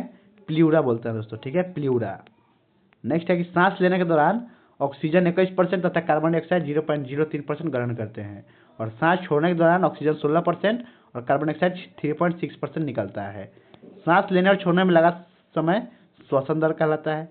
ऊंचाई पर जाने पर तापमान बढ़ने से श्वसन दर बढ़ जाती है। कार्बन मोनोऑक्साइड हवा से भरी और जहरीली गैस है। कार्बन मोनोऑक्साइड गैस के हीमोग्लोबिन से क्रिया करके कार्बोक्सी हीमोग्लोबिन नामक यौगिक बनाता है, जिसके कारण दम घुटने से मृत्यु हो सकती है। वयस्क में श्वसन दर 16 से 18 बार प्रति मिनट होता है और नवजात में श्वसन दर 29 से 32 बार प्रति मिनट होता है। एक बार सांस में खींची गई हवा की मात्रा लगभग 500 ml होता है। खिलाड़ी को दौड़ने के तुरंत बाद ग्लूकोज का शरबत दिया जाता है। ठीक है, नेक्स्ट है, विटामिन, जल, लवण आदि से ऊर्जा नहीं निकलता है दोस्तों। ऊर्जा का प्रमुख स्रोत कार्बोहाइड्रेट है, क्योंकि भोजन का अधिकांश भाग यानी कि 70% कार्बोहाइड्रेट होता है। सर्वाधिक ऊर्जा का वसा से प्राप्त करता है, ठीक है। सर्वाधिक ऊर्जा जो है किससे प्राप्त होता है, वसा से। मनुष्य के पाचन तंत्र मुख गुहा, आमाशय, लार ग्रंथि, यकृत, अग्नाशय, छोटी आंत, बड़ी आंत, ये सभी है, ठीक है। मुख गुहा में 3 संरचना होता है, दांत, जीभ, लार ग्रंथि होता है, ठीक है। और मनुष्य के जीवन काल में कुल 52 दांत निकलते हैं, याद रखिएगा 52। नेक्स्ट बढ़ते हैं। एनामेल के कारण दांत का रंग कैसा होता है, सफेद होता है। 5 वर्ष के बच्चों में दांतों की संख्या 20 होती है। बच्चों में प्री मोलर दांत नहीं होता है, ठीक है। दूध के दांत की संख्या 20 होती है। परमानेंट दांतों की संख्या 12 होती है। अंतिम मोलर दांत की संख्या 4 होती है। किशोरावस्था यानी 12 से 18 में दांतों की संख्या 28 होती है। हालांकि दांत एक आवरण से घिरा होता है जिसे एनामेल कहते हैं। एनामेल शरीर का सबसे कठोर भाग है। शरीर में सबसे मजबूत हड्डी जबड़े की हड्डी होती है। शरीर में सबसे मजबूत मांसपेशी जबड़े की मांसपेशी होती है। दांत में क्लोरीन की कमी से फ्लोरोसिस यानी कि दंत क्षय रोग हो जाता है। जीभ के सतह पर स्वाद ग्रंथियां पाई जाती है जिससे विभिन्न प्रकार के स्वाद का पता चलता है, ठीक है। अगला कि जीभ के पिछले सिरे पर मांस संरचना पाई जाती है जिसे टॉन्सिल कहते हैं। टॉन्सिल के द्वारा लिम्फ का स्राव होता है, ठीक है दोस्तों। टॉन्सिल के द्वारा लिम्फ का स्राव होता है। जब टॉन्सिल में संक्रमण या सूजन हो जाता है तो इसे टॉन्सिलेटिस रोग कहते हैं। टॉन्सिल अंग रोगाणुओं का विनाश करता है तथा शरीर का पुलिस रक्षक कहा जाता है, ठीक है। नेक्स्ट आगे बढ़ते हैं कि पूर्णतः मांसाहारी जंतु में लार ग्रंथि नहीं पाया जाता है। लार ग्रंथि से निकलने वाला पदार्थ सलाइवा कहलाता है। सलाइवा का मात्रा 1.5 लीटर प्रतिदिन होता है, ठीक है। सलाइवा का पीएच मान 6.8 से 7.3 है। सलाइवा में जल, म्यूसिन, प्रोटीन तथा टाइलिन एंजाइम पाए जाते हैं। लार ग्रंथि मुख में स्थित रहती है। अगला क्वेश्चन है कि मनुष्य में लार ग्रंथि जो है कितना होता है, 3 जोड़ा होता है। मनुष्य में सबसे बड़ी लार ग्रंथि पेरोडोट्स है। पेरोडोट्स ग्रंथि में वायरस के द्वारा संक्रमण हो जाने से मम्पस यानी गलसुआ नामक बीमारी होती है। लार में टाइलिन एंजाइम पाया जाता है। टाइलिन एंजाइम कार्बोहाइड्रेट को माल्टोज में बदल देता है, ठीक है। नेक्स्ट है कि लार का टाइलिन हल्के अम्लीय माध्यम में सक्रिय होता है। मुख गुहा में लार ग्रंथि के द्वारा कार्बोहाइड्रेट का पाचन होता है। आमाशय की दीवार में ग्रंथियां पाई जाती है जिसे क्या कहते हैं, गैस्ट्रिन ग्लैंड कहा जाता है। गैस्ट्रिन ग्लैंड से निकलने वाला पदार्थ गैस्ट्रिक जूस कहलाता है। गैस्ट्रिक जूस के स्राव की मात्रा 1.5 से 2 लीटर प्रतिदिन होता है। नेक्स्ट है गैस्ट्रिक जूस का पीएच हम पूछ लेता है तो 1.5 से 2.5 होता है, यानी कि 1.5 से 2.5 यानी कि अम्लीय होता है, ठीक है। गैस्ट्रिक जूस में 3 प्रकार के पदार्थ हाइड्रोक्लोरिक अम्ल, पेप्सिन एंजाइम तथा रेनिन एंजाइम होते हैं। HCl भोजन को अम्लीय माध्यम प्रदान करता है तथा भोजन में उपस्थित रोगाणुओं को मारने का कार्य करता है, ठीक है। और पेप्सिन प्रोटीन पर क्रिया करके उससे पेप्टोन में बदल देता है, ठीक है दोस्तों। नेक्स्ट है कि प्रोटीन का सर्वप्रथम पाचन कहाँ होता है, आमाशय में होता है। बहुत इंपॉर्टेंट है कि दोस्तों कि प्रोटीन का पाचन कहाँ शुरू होता है, आमाशय से शुरू होता है। और सबसे अधिक प्रोटीन जो है मशरूम यानी कि 80% होता है मशरूम में। नेक्स्ट है कि रेनिन का कार्य विशेष प्रकार का प्रोटीन केसिन का पाचन करना है, ठीक है। केसिन दूध में पाया जाने वाला प्रोटीन है। दूध का रंग हल्का पीला कैरोटीन के कारण होता है। दूध, मांस, मछली, अंडा में विटामिन सी नहीं पाया जाता है। दूध को संपूर्ण आहार की श्रेणी में नहीं रखते हैं क्योंकि दूध में लोहा नहीं पाया जाता है और विटामिन सी भी नहीं होता है। नेक्स्ट है यकृत की सबसे बड़ी ग्रंथि है, शरीर की सबसे बड़ी ग्रंथि कौन सा है, यकृत है। यकृत का भार होता है 1.5 किलो। यकृत से निकलने वाला पदार्थ पीतरस यानी कि बाइल जूस कहलाता है। बाइल जूस हमारे शरीर में प्रतिदिन 2 लीटर बनता है। बाइल जूस का पीएच मान 7.8 से 8.5 तक होता है। बाइल जूस में 2 प्रकार का पदार्थ होता है, एक बाइल साल्ट होता है तथा बाइल पिगमेंट होता है, ठीक है। नेक्स्ट क्या है, बाइल साल्ट वसा को तोड़ने का कार्य करता है दोस्तों, ठीक है। और इस क्रिया को इमल्सिफिकेशन बोलते हैं। बाइल पिगमेंट एक उत्सर्जी पदार्थ है जिसका निर्माण आरबीसी के टूटने से होता है। शराब पीने वाले व्यक्ति को सिरोसिस बीमारी होने की संभावना ज़्यादा होती है। नेक्स्ट बढ़ते हैं इसके बाद। बाइल पिगमेंट 2 तरह का बिलिरुबिन तथा बिलिवर्डिन होता है। बिलिरुबिन पीले रंग का होता है और बिलिवर्डिन हरे रंग का होता है। यकृत रक्त में अधिक मात्रा में उपस्थित ग्लूकोज को ग्लाइकोजन के रूप में संचित रखता है, ठीक है। यकृत वसा और वसा में घुलनशील विटामिन कौन कौन सा है, ए, डी, ई के जो है वसा में घुलनशील है। यकृत में भविष्य के लिए विटामिन ए संचित रहता है, ठीक है। यकृत के द्वारा यूरिया का निर्माण होता है। यकृत के द्वारा रक्त में पाए जाने वाला प्रोटीन का निर्माण होता है, ठीक है। यकृत में जेवांडिस यानी कि पीलिया रोग होता है। पीलिया रोग व्यक्तियों में जल और भोजन के माध्यम से फैलता है, ठीक है।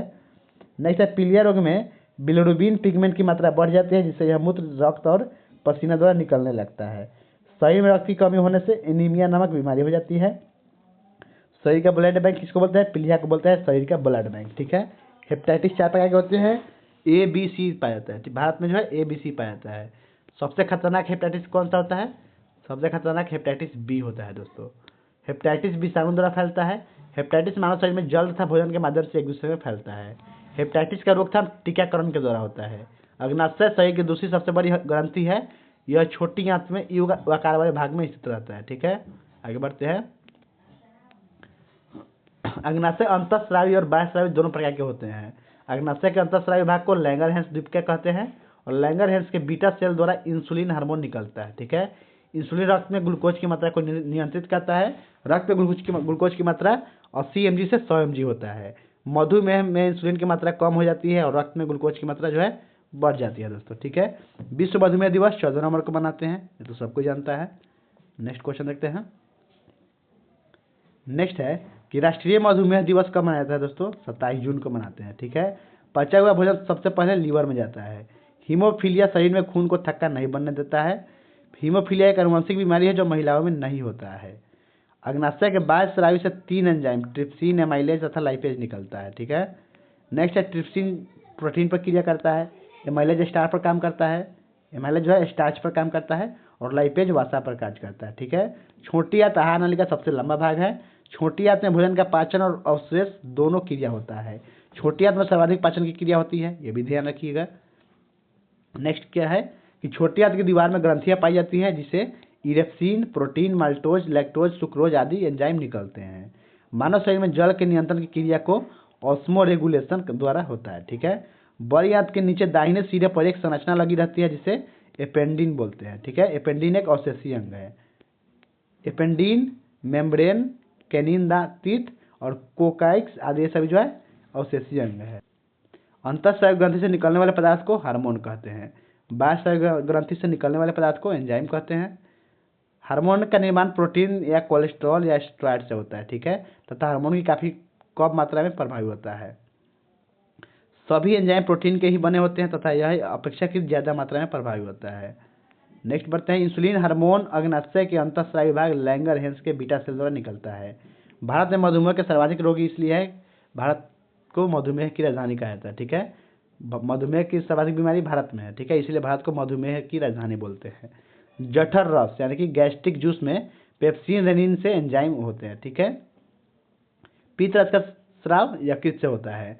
पित्त रस की प्रकृति क्षारीय होती है, याद रखिएगा, पित्त रस जो है क्षारीय होता है दोस्तों। ठीक है, नेक्स्ट पॉइंट है कि आंतरिक रस का स्राव छोटी आंत से होता है। ठीक है, इरेप्सिन एंजाइम आंतरिक रस में पाए जाते हैं। पित्त रस पित्ताशय में जमा होता है। इंसुलिन अग्नाशय के एक भाग लैंगरहैंस की द्वीपिका के बीटा सेल से स्रावित होता है। ठीक है, इंसुलिन में जिंक तत्व पाया जाता है, ये बहुत इंपॉर्टेंट है। इंसुलिन में कौन सा तत्व पाया जाता है दोस्तों? जिंक नामक तत्व पाया जाता है। ठीक है, एंजाइम की रचना एमिनो अम्ल से होती है। एंजाइम की रचना एमिनो अम्ल से होता है। आंसू में लाइसोजाइम एंजाइम पाया जाता है। मानव जीवा के पश्च भाग पर कड़वी चीजों का स्वाद अनुभव होता है। बड़ी आंत का पहला भाग कोलोन कहलाता है। यकृत उत्सर्जन क्रिया में अमोनिया को यूरिया में बदलकर सहायता करता है। शरीर में यूरिया अधिकतम मात्रा में मूत्र में पाया जाता है। ठीक है, नेक्स्ट है मानव शरीर में सर्वाधिक कोलेस्ट्रॉल यकृत में बनता है। आमाशय में भोजन का पाचन अम्लीय माध्यम से होता है। छोटी आंत में भोजन का पाचन क्षारीय माध्यम से होता है। शरीर में भोजन की पाचन क्रिया मुख से प्रारंभ होती है। ठीक है, आंसू लैक्रिमल ग्रंथि से स्रावित होता है। पाइलोरिक ग्रंथियां आमाशय में स्थित है। जठर रस का स्राव आमाशय के पाइलोरिक ग्रंथि से ही होता है। ठीक है, आगे बढ़ते हैं हम लोग। नेक्स्ट है कि थायरोक्सिन हार्मोन में कौन सा तत्व होता है? आयोडीन होता है। थायरोक्सिन हार्मोन का स्राव औटू ग्रंथि या थायराइड ग्रंथि से होता है। रक्त दाब का नियंत्रण अधिवृक्क या एड्रिनल ग्रंथि करता है। जीवन रक्षक हार्मोन एड्रिनल ग्रंथि से स्रावित होता है। वृद्धि हार्मोन पीयूष ग्रंथि से स्रावित होता है। मनुष्य में बुढ़ापा थाइमस ग्रंथि के लुप्त हो जाने के कारण आ जाता है दोस्तों। ठीक है, नेक्स्ट पॉइंट है कि प्रोटीन का पाचन छोटी आंत में होता है। पीयूष ग्रंथि मस्तिष्क में पाया जाता है। जठर रस में हाइड्रोक्लोरिक अम्ल एवं एंजाइम मौजूद होते हैं। शुद्ध क्रिस्टल रूप से विलगित पहला एंजाइम कौन है? एमिलेज है। ठीक है, ट्रिप्सिन, पेप्सिन और डाइपेप्टाइड नामक एंजाइम मुख्यतः प्रोटीन पाचन में सहायक होते हैं दोस्तों। ठीक है, नेक्स्ट पॉइंट बढ़ते हैं इसके बाद। नेक्स्ट पॉइंट है यकृत, आमाशय, रुधिर एवं अग्नाशय में से रुधिर एक उत्तक है। ठीक है, उदर, यकृत, वृक्क तथा अग्नाशय में से उदर एक ग्रंथि नहीं है। ये ऑप्शन 4 में जो है उदर जो है ग्रंथि नहीं है, बाकी तीनों ग्रंथि है। अगला है प्रोकीन, एंजाइम में निहित प्रोटीन प्रोटो एंजाइम कहलाता है। पेप्सिन एंजाइम प्रोटीन को पेप्सिन में बदल देता है। रेनिन एंजाइम दूध को दही में परिवर्तित करता है। ट्रिप्सिन एंजाइम प्रोटीन एवं पेप्टोन को पॉलीपेप्टाइड में बदल देता है। ठीक है, तथा अमीनो अम्ल में भी परिवर्तित करता है। नेक्स्ट पॉइंट है कि 40 डिग्री सेल्सियस तापमान पर एंजाइम सर्वाधिक सक्रिय होते हैं।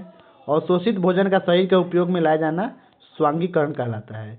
शरीर के द्रव में जल और नमक के मिश्रण के नियमन को ओस्मोरेगुलेशन कहा जाता है। ये बहुत इंपॉर्टेंट है। अगला क्वेश्चन क्या है कि रौवक के रूप में सबसे पहले यूरिएज एंजाइम को तैयार किया गया। ठीक है, वाता का पाचन लाइपेज एंजाइम करता है दोस्तों, याद रखिएगा। नेक्स्ट आगे बढ़ते हैं। ऐसा अंतःस्रावी ग्रंथि थायराइड ग्रंथि है जो निष्क्रिय रूप में हार्मोन का स्रावन करती है। सभी एंजाइम प्राकृतिक रूप से प्रोटीन होते हैं। पित्त रस पाचक रस है जिसमें एंजाइम नहीं होते हैं पर पाचन में सहायक होते हैं। ठीक है, हार्मोन सभी प्रकार के रासायनिक क्रिया को नियंत्रित करता है। हमारे शरीर में आधारी उपापचय को नियंत्रित करने वाला हार्मोन थायराइड ग्रंथि से निकलता है दोस्तों। नेक्स्ट है अधिवृक्क यानी कि एड्रिनल ग्रंथि से निकलने वाले हार्मोन को लॉरो एवं ऊरो फाइट एंड फ्लाइट हार्मोन कहा जाता है। हिपरिन नामक प्रोटीन का उत्पादन यकृत में होता है। मूत्र का रंग हल्का पीला उसमें उपस्थित यूरोक्रोम के कारण होता है। मानव शरीर में आयोडीन युक्त नमक का अर्थ है थायराइड ग्रंथियों के कार्य का नियंत्रण।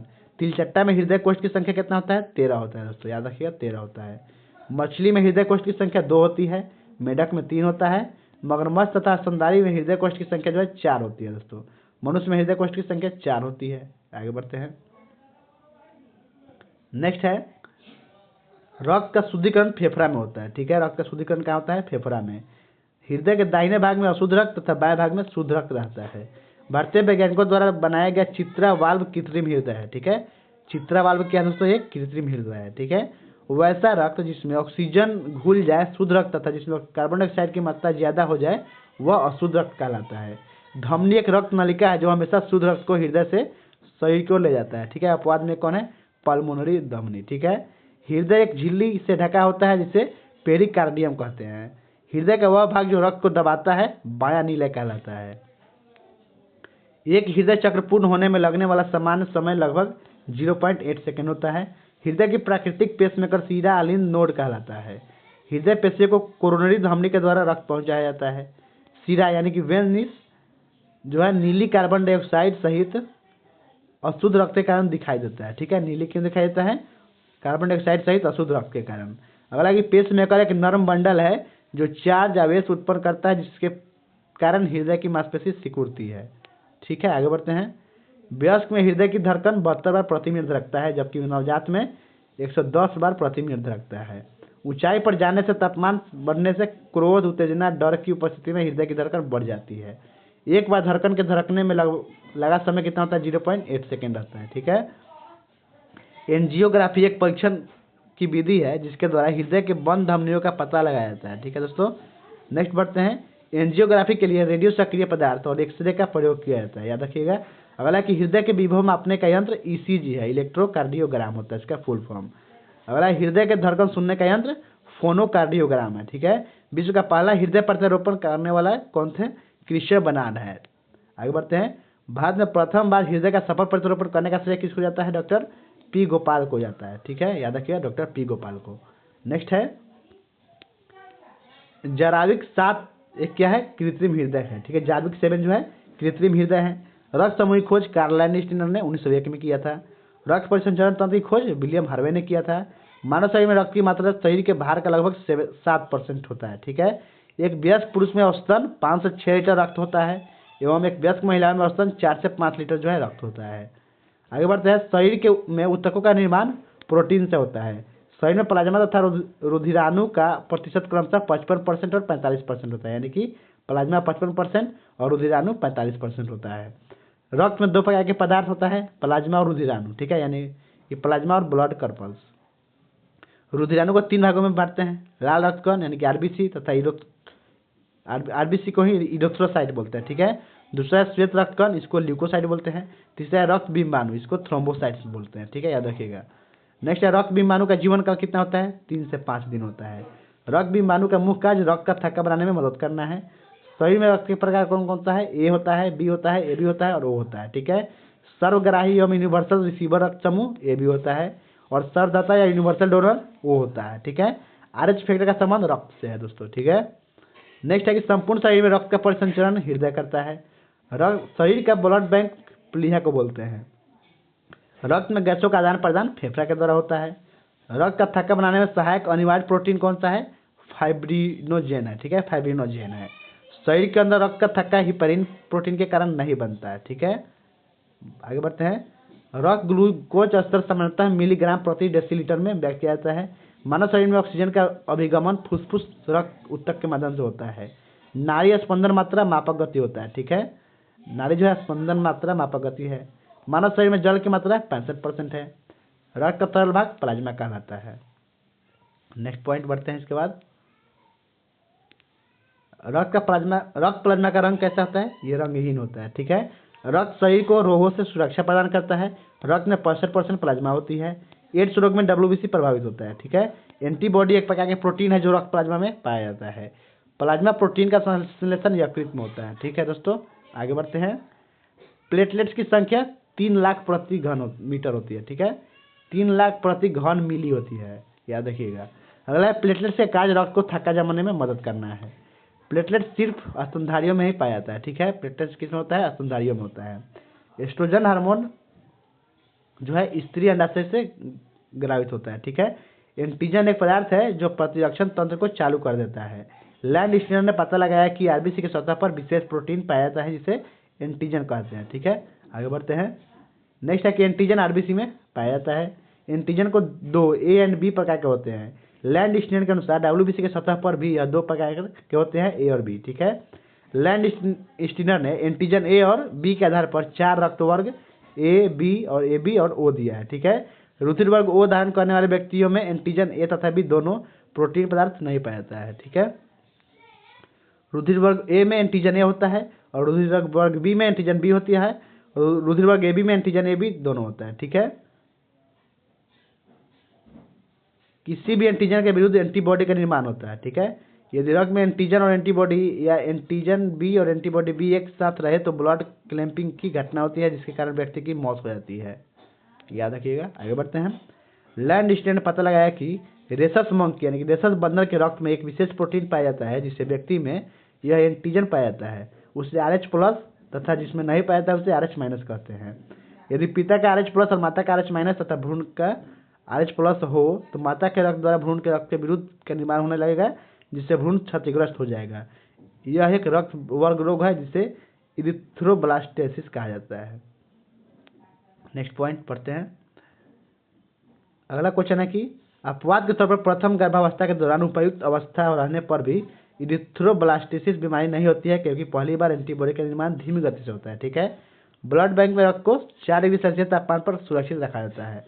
पूरे शरीर में एक बार रक्त संचरण में 23 सेकंड का समय लगता है। बहुत इंपॉर्टेंट है, एक बार रक्त संचरण में कितना समय लगता है? 23 सेकंड लगता है। ठीक है दोस्तों, 23 सेकंड याद रखिएगा। नेक्स्ट है, मानव शरीर में रुधिर स्कंदन में कैल्शियम खनिज की भूमिका महत्वपूर्ण होती है। RH फैक्टर का खोजकर्ता कौन है? लैंड स्टीनर है तथा वीनर दोनों है। ठीक है, रक्त का पीएच मान 7.4 होता है यानी कि रक्त जो है क्षारीय होता है। समान व्यक्ति के रक्त का पीएच स्तर 7.35 से 7.45 के बीच होता है। फाइब्रिनोजेन जो रुधिर स्कंदन में से संबंधित है यकृत उत्पन्न करता है। ठीक है, फाइब्रिनोजेन का निर्माण कौन करता है? यकृत करता है, याद रखिएगा। नेक्स्ट है कि दौड़ लगाते समय मनुष्य का रक्तचाप जो है बढ़ जाता है। रक्त तरल संयुक्त तक है, जब कोई व्यक्ति सो रहा होता है तब उसका रक्तचाप घट जाता है। मानव शरीर में रक्त का पीएच फैक्टर गुर्दा यानी किडनी जो है नियंत्रित करता है। रक्त दाब का मान 120/80 mmHg होता है। ठीक है, समान व्यक्ति की अनुशीलन यानी कि डायस्टोलिक रक्तदाब पारे का 80 mm होता है। ठीक है, डायस्टोलिक होता है 80 mm। ठीक है, सिस्टोलिक होता है 120 mm। मनुष्य में हृदय सामान्यतः 32 बार प्रति मिनट स्पंदित होता है जिसमें लगभग 5 लीटर रक्त की पंपिंग होती है। ठीक है, ORH+ ब्लड ग्रुप किसी को भी चढ़ाया जा सकता है।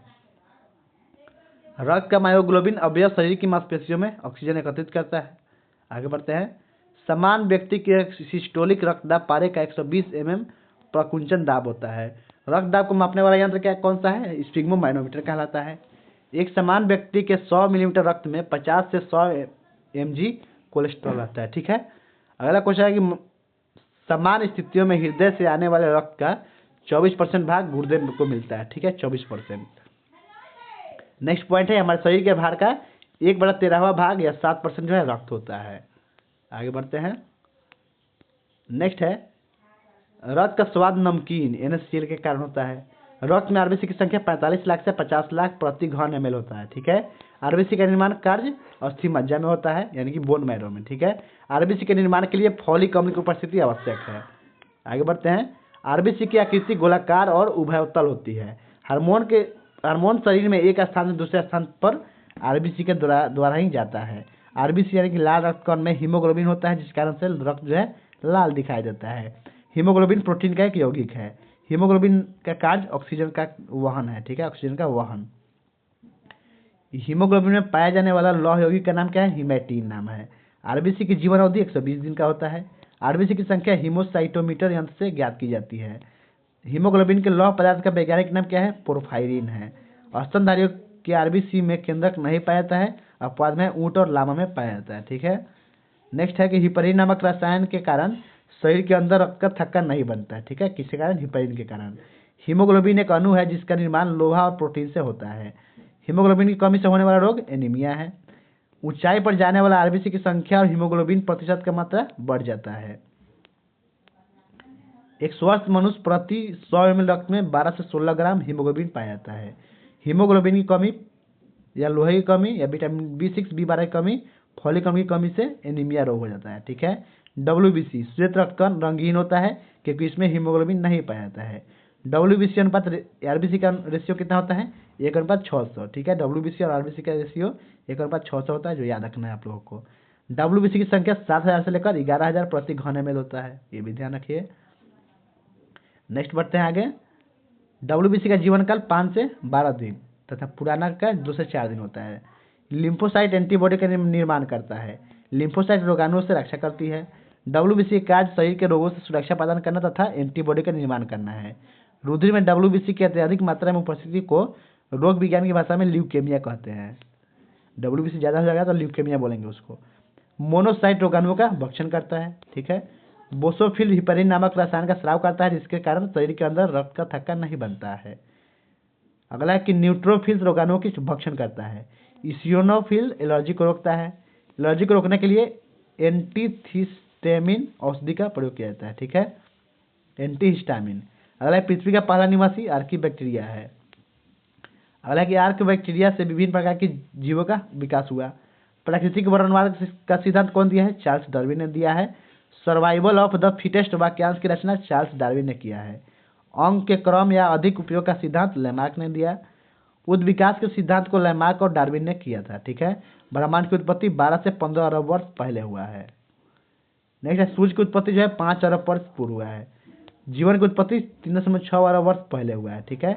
इस पृथ्वी पर जीवन सर्वप्रथम जल से उत्पन्न हुआ है। सर्वप्रथम संश्लेषित जीव साइनोबैक्टीरिया है। सरल जीव से जटिल जीव का विकास की प्रक्रिया उद्विकास कहते हैं। उद्विकास के क्षेत्र में पहला मत देने वाले लैमार्क थे। इसके बाद डार्विन ने अपना विचार दिया था, ठीक है। लैमार्क के अनुसार जो जीव जहां पर रहता है उस पर वहीं के वातावरण का प्रभाव पड़ता है। उत्परिवर्तनवाद का सिद्धांत ह्यूगो डी ब्रिज ने दिया है। वर्तमान में 133 प्राणियों को संकटग्रस्त घोषित किया गया है। संकटग्रस्त प्राणियों की सूची रेड डाटा बुक में तैयार की जाती है, ठीक है। आगे बढ़ते हैं। नेक्स्ट, डार्विन के सिद्धांत के अनुसार वातावरण हमेशा परिवर्तनशील होता है। यही कारण है कि पृथ्वी पर से कोई जीव विलुप्त हो चुके हैं, ठीक है, कई जीव जो है विलुप्त हो चुके हैं। मनुष्य में लगभग 100 अवशेषीय अंग पाए जाते हैं। पक्षियों एवं स्तनी वर्ग के जंतुओं का विकास सरीसृपों से हुआ है। लैमार्क का सिद्धांत 1809 में उनकी पुस्तक फिलोसफी जूलॉजिक में प्रकाशित हुआ। नेक्स्ट है, पुरासेस का महानतम अन्वेषण चार्ल्स डार्विन को कहा जाता है। डार्विन ने 1831 में HMS बीगल नामक सर्वेक्षण जहाज पर विश्व का भ्रमण किया। द ओरिजिन ऑफ स्पीसीज पुस्तक के लेखक चार्ल्स डार्विन ही है। पादप जगत के 2 वर्ग हैं, कौन कौन है? क्रिप्टोगेमस है और पुष्पोद्भिद, ठीक है, फेनोरोगेमस। और पुष्पविद और पुष्पोभिद है, ठीक है। जीवाणु खोज 1683 में एंटोनी लीवेनहॉक ने किया है। 1829 में जीवाणु का नामकरण एहरेनबर्ग ने किया। जीवाणु का पिता लीवेनहॉक को कहा जाता है। रॉबर्ट कोच कलरा तथा तपेदिक के जीवाणु की खोज तथा रोग का जन्म सिद्धांत दिया था, ठीक है। अगला है ब्रायोफाइटा समूह वनस्पति जगत का एम्फीबिया वर्ग कहलाता है। मॉस ब्रायोफाइटा वर्ग का पादप है। स्फेग्नम मॉस का प्रयोग ईंधन तथा एंटीसेप्टिक के रूप में होता है। क्रिप्टोगेमस पौधे के वर्ग के पौधे में पुष्प तथा बीज नहीं होता है, ठीक है। क्रिप्टोगेमस के 3 उपवर्ग है, थैलोफाइटा, ब्रायोफाइटा और टेरिडोफाइटा। नील शैवाल एक जीव चावल की फसल के लिए जैव उर्वरक का कार्य कर सकता है। वनस्पति जगत की सबसे बड़ा समूह थैलोफाइटा है। थैलोफाइटा समूह में पौधे का शरीर सुकाए यानी थैलस होता है, अर्थात पौधे जड़, तना एवं पत्ती आदि में विभक्त नहीं होते हैं। थैलोफाइटा के पुनः 3 उपवर्ग होते हैं। ठीक है, आगे बढ़ते हैं। वो कौन कौन सा है 3 उपवर्ग? शैवाल है, कवक है और जीवाणु है। नेक्स्ट पॉइंट है, एना वीना शैवाल का उपयोग स्वाद के रूप में होता है। शैवाल अलावा सरगासन का उपयोग भोजन के रूप में किया जाता है। लेमनेरिया शैवाल का उपयोग आयोडीन बनाने में होता है। क्लोरेला शैवाल को अंतरिक्ष यान के केबिन के हौज में उगाकर अंतरिक्ष यात्री को प्रोटीन युक्त भोजन, जल और ऑक्सीजन के प्राप्त हो सकते हैं। ठीक है, कौन सा शैवाल है? क्लोरेला है। नेक्स्ट है, समुद्री शैवाल में ऑक्जेलिक अम्ल पाया जाता है। ठीक है, कवक में संचित भोजन ग्लाइकोजन के रूप में रहता है। कवक द्वारा जनित रस्ट रोग और स्मट रोग, उदाहरण है सरसों का सफेद रस्ट रोग और गेहूं का ढीला स्मट रोग। पौधे का सबसे अधिक हानि होता है, कवक द्वारा ये रोग होता है। ठीक है, कपास के कीटरोधी पौधे अनुवांशिक इंजीनियरिंग द्वारा एक जीन को निविष्ट कर निर्मित किए गए हैं। यह जीवाणु से लिया गया है। ठीक है, आगे बढ़ते हैं। सहजीविका का सर्वोत्तम उदाहरण कवक एवं शैवाल से निर्मित लाइकेन है। ठीक है, सिलिका उद्योग में एसिटोबैक्टर एसिटी जीवाणु प्रयुक्त होता है। फेनरोगेमस के 2 उपवर्ग है, अनावृत बीजी और नग्न बीजी। ठीक है, उसी का नाम है। और दूसरा क्या है? आवृत बीजी यानी कि एंजियोस्पर्म। ठीक है, वनस्पति जगत का सबसे लंबा पौधा सिकोया जो है नग्न बीजी है यानी कि जिम्नोस्पर्म है। और सिकोया को कोस्ट रेडवुड ऑफ कैलिफोर्निया भी कहते हैं, याद रखिएगा। कोस्ट रेडवुड ऑफ कैलिफोर्निया किसको बोलते हैं? सिकोया को। सबसे छोटा अनावृत बीजी पौधा जेमिया पिग्मिया है। साइकस के तनों में मंड निकालकर खाने वाला साबूदाना बनाया जाता है। तारपीन का तेल चीड़ के पेड़ से प्राप्त होता है। सेड का तेल देवदार से प्राप्त होता है। सेडकास्ट का तेल जीनीपेरस से प्राप्त होता है। टेनिन तथा रेजिन नग्न बीजी पौधों से प्राप्त होता है। नेक्स्ट बढ़ते हैं आगे। टेनिन का प्रयोग चमड़ा एवं स्याही बनाने में होता है। रेजिन का प्रयोग वर्निश, पॉलिश, पेंट आदि बनाने में होता है। आवृत बीजी समूह के पौधे में बीज फल के अंदर रहते हैं। बीज पत्रों की संख्या के आधार पर पौधों को 2 वर्गों में बीजपत्री पौधे और द्विबीजपत्री पौधे में विभक्त किया गया है। ठीक है, एफ्लाटॉक्सिन कवक द्वारा उत्पन्न बीज है। ठीक है, आगे बढ़ते हैं। समुद्र के किनारे पाई जाने वाली वनस्पति मैंग्रोव कहलाती है। दूध से दही बनाने वाले जीवाणु का नाम क्या है? बैक्टीरियम लैक्टिसी एसिडाई है। ठीक है, टेरामाइसिन नामक एंटीबायोटिक स्ट्रेप्टोकोकस रिमोसस से प्राप्त होता है। विषाणु का खोज इवानोव्स्की ने किया है। विषाणु को सजीव और निर्जीव के बीच की कड़ी कहा जाता है। बैक्टीरियोफेज एक विषाणु है जो जीवाणुओं को मार डालते हैं। ठीक है, बैक्टीरियोफेज क्या है? एक वायरस है जो जीवाणु को मारता है। विषाणु को क्रिस्टल के रूप में सबसे पहले प्राप्त करने के लिए स्टैनले को नोबेल पुरस्कार से सम्मानित किया गया। ठीक है, विषाणु को क्रिस्टल के रूप में कौन प्राप्त किया था? स्टैनले ने। अगर अगर लाल शैवाल से प्राप्त होता है। जीवाणु में कोशिका भित्ति की उपस्थिति के कारण उसे एक पादप माना गया है। ठीक है, समुद्री घास समुद्री पौधे फेओफाइसी कुल में आते हैं। मूंगफली में पोलीफली रोग कैल्शियम की कमी से होता है। फूलगोभी में हिपटेल मोलिब्डेनम तत्व की कमी से होता है। सोयाबीन में मेढक की आंख जैसा पत्ती पर धब्बा जैसा रोग फफूंद के द्वारा उत्पन्न होता है। ठीक है, कवक को काटन ब्लू द्वारा रंजित किया जाता है। और कैरियोप्सिस के उदाहरण गेहूं और मक्का जो है कैरियोप्सिस के उदाहरण है। हस्पेरिडीन का उदाहरण कौन सा है? नींबू और संतरा है। द्विलिंगसराज पौधे के उदाहरण तार, पपीता, नारियल ये सभी है। अधिपादप का उदाहरण आर्किड है। मुश्तरी का उदाहरण दूब घास है। ठीक है, मुश्तरी का उदाहरण दूब घास। गेहूं का सेहू रोग निमेटोड के द्वारा होता है। पीला रंग का झंडा पानी के जहाज पर संक्रमण रोग का फैलना दर्शाता है। खाद्य संसाधन और संचय द्वारा कार्बोहाइड्रेट पोषक तत्व अधिकांशतः प्रभावित होता है। कीटभक्षी पौधे का उदाहरण कौन कौन है? पिचर प्लांट, संड्यू, निपेंदिस, यूट्रिकुलेरिया सभी जो है कीटभक्षी पौधा है। कीटभक्षी पौधा कीड़ों को नाइट्रोजन की पूर्ति के लिए खाते हैं। पौधे में कवक जनित रोग मूंगफली का टिक्का रोग, गन्ना का लाल बील रोग जो है कवक से होता है। ठीक है, पौधे में सर्वाधिक रोग कवक के द्वारा ही होता है। नेक्स्ट देखते हैं इसके बाद। दोस्तों आपको वीडियो अच्छा लग रहा है तो लाइक कर दीजिए, अपने दोस्तों में शेयर कर दीजिए। अगला है कि तंबाकू का मोजैक रोग विषाणु के द्वारा होता है। धान में खैरा रोग जिंक की कमी से होता है। ब्लास्ट रोग धान से संबंधित है। पारिस्थितिकी शब्द का प्रयोग सर्वप्रथम 1868 में रीटर ने किया था। ठीक है, पारिस्थितिकी कारक 2 पाए गए होते हैं, जैविक कारक और अजैविक कारक। नेक्स्ट देखते हैं। एक स्थान में रहने वाले विभिन्न जीवधारियों तथा एक दूसरे से संबंध स्थापित करते हैं जो जैविक कारक है। सभी निर्जीव कारक अजैविक कारक कहलाते हैं। जीवाणु, विषाणु आदि जो है जैविक कारक के उदाहरण है। प्रकाश, ताप, आर्द्रता, वायु ये सभी जो है अजैविक कारक के उदाहरण है। अजैविक घटक के अंतर्गत कार्बनिक और अकार्बनिक तत्वों को शामिल किया गया है। पारिस्थितिकी तंत्र की खोज कौन किया था? टांसले ने किया है। जिसके अंतर्गत पौधे व जंतु दोनों आते हैं, जैविक घटक कहलाते हैं। पारिस्थितिकी तंत्र में एक स्थान पर विभिन्न जीवों का वातावरण के आपसी संबंधों के रचनात्मक व कार्यात्मक इकाई होती है। अजैविक घटक को 3 भागों में कार्बनिक, अकार्बनिक तथा जलवायु में बांटा गया है। नेक्स्ट है प्रोटीन, वसा, कार्बोहाइड्रेट आदि जो है कार्बनिक घटक के उदाहरण है। ऑक्सीजन, हाइड्रोजन, नाइट्रोजन, फास्फोरस ये सभी अकार्बनिक घटक के उदाहरण है। प्रकाश, ताप, ऊर्जा, वायु, वर्षा ये सभी जो है जलवायु घटक के उदाहरण है। जैविक घटक के 3 भाग उत्पाद, उपभोक्ता और अपघटक है। वैसा घटक जो अपना भोजन स्वयं बनाता है उत्पादक कहलाता है। हरे पेड़ पौधे उत्पादक के उदाहरण है। वैसा घटक जो उत्पादक द्वारा बनाए गए भोज्य पदार्थ का उपभोग करते हैं उसे उपभोक्ता कहते हैं। उपभोक्ता 3 प्रकार के होते हैं, प्राथमिक, द्वितीयक और तृतीयक। नेक्स्ट है वैसे जीव जो शाकाहारी है अर्थात हरे पेड़ पौधे को खाते हैं प्राथमिक उपभोक्ता कहलाते हैं। गाय, बैल, बकरी जो है प्राथमिक उपभोक्ता में आते हैं। मानव एक सर्वाहारी प्राणी आता है, यह द्वितीयक उपभोक्ता के उदाहरण है। जैव प्रौद्योगिकी के अंतर्गत जीव जंतु तथा इससे प्राप्त होने वाले उत्पादों के व्यापारिक प्रयोग का अध्ययन किया जाता है। ठीक है। नेक्स्ट है जैव प्रौद्योगिकी के तात्पर्य जीव जंतुओं से प्राप्त होने वाले पदार्थों का उत्पादन, संग्रहण आदि से है। प्रतिजैविक औषधि एक प्रकार को औषधि है जो प्रायः हानिकारक बैक्टीरिया के विरोध में कार्य करता है। ठीक है। सर्वप्रथम प्रतिजैविक की खोज अलेक्जेंडर फ्लेमिंग ने किया था, जिसके लिए उनको नोबेल पुरस्कार से भी मिला हुआ है। अगला है फ्लेमिंग के द्वारा बनाया गया पहला प्रतिजैविक, यानी कि पहला प्रतिजैविक कौन सा है? पेनिसिलिन है। ठीक है, एंटीबायोटिक। ठीक है, जिसे पेनिसिलियम नामक कवक से प्राप्त किया गया था। वर्तमान में अधिकांशतः प्रतिजैविक का निर्माण बैक्टीरिया के द्वारा हो जाता है, जिसकी संख्या 8000 से भी ज्यादा हो चुकी है। सर्वप्रथम एडवर्ड जेनर ने चेचक के विरोधी टीके का निर्माण किया, इसलिए उन्हें टीकाकरण का जनक कहा जाता है। बीसीजी, बैसिलस कलमेट-ग्यूरिन का टीका टीबी तथा क्षय रोग के लिए दिया जाता है। डीपीटी, डिप्थीरिया, पर्टिसिस और टेटनस का टीका काली खांसी के लिए दिया जाता है। नवजात शिशु को डीपीटी, बीसीजी, पोलियो टीका दिया जाता है। अनाज का सड़ना, दूध का खट्टा होना, सिरका, अचार, चटनी, बायोगैस ये सभी जो है किण्वन के उदाहरण है। इथाइल अल्कोहल का प्रयोग नशीले पदार्थ में होता है। वर्तमान में इसका प्रयोग वाहनों के ईंधन के रूप में भी किया जाता है।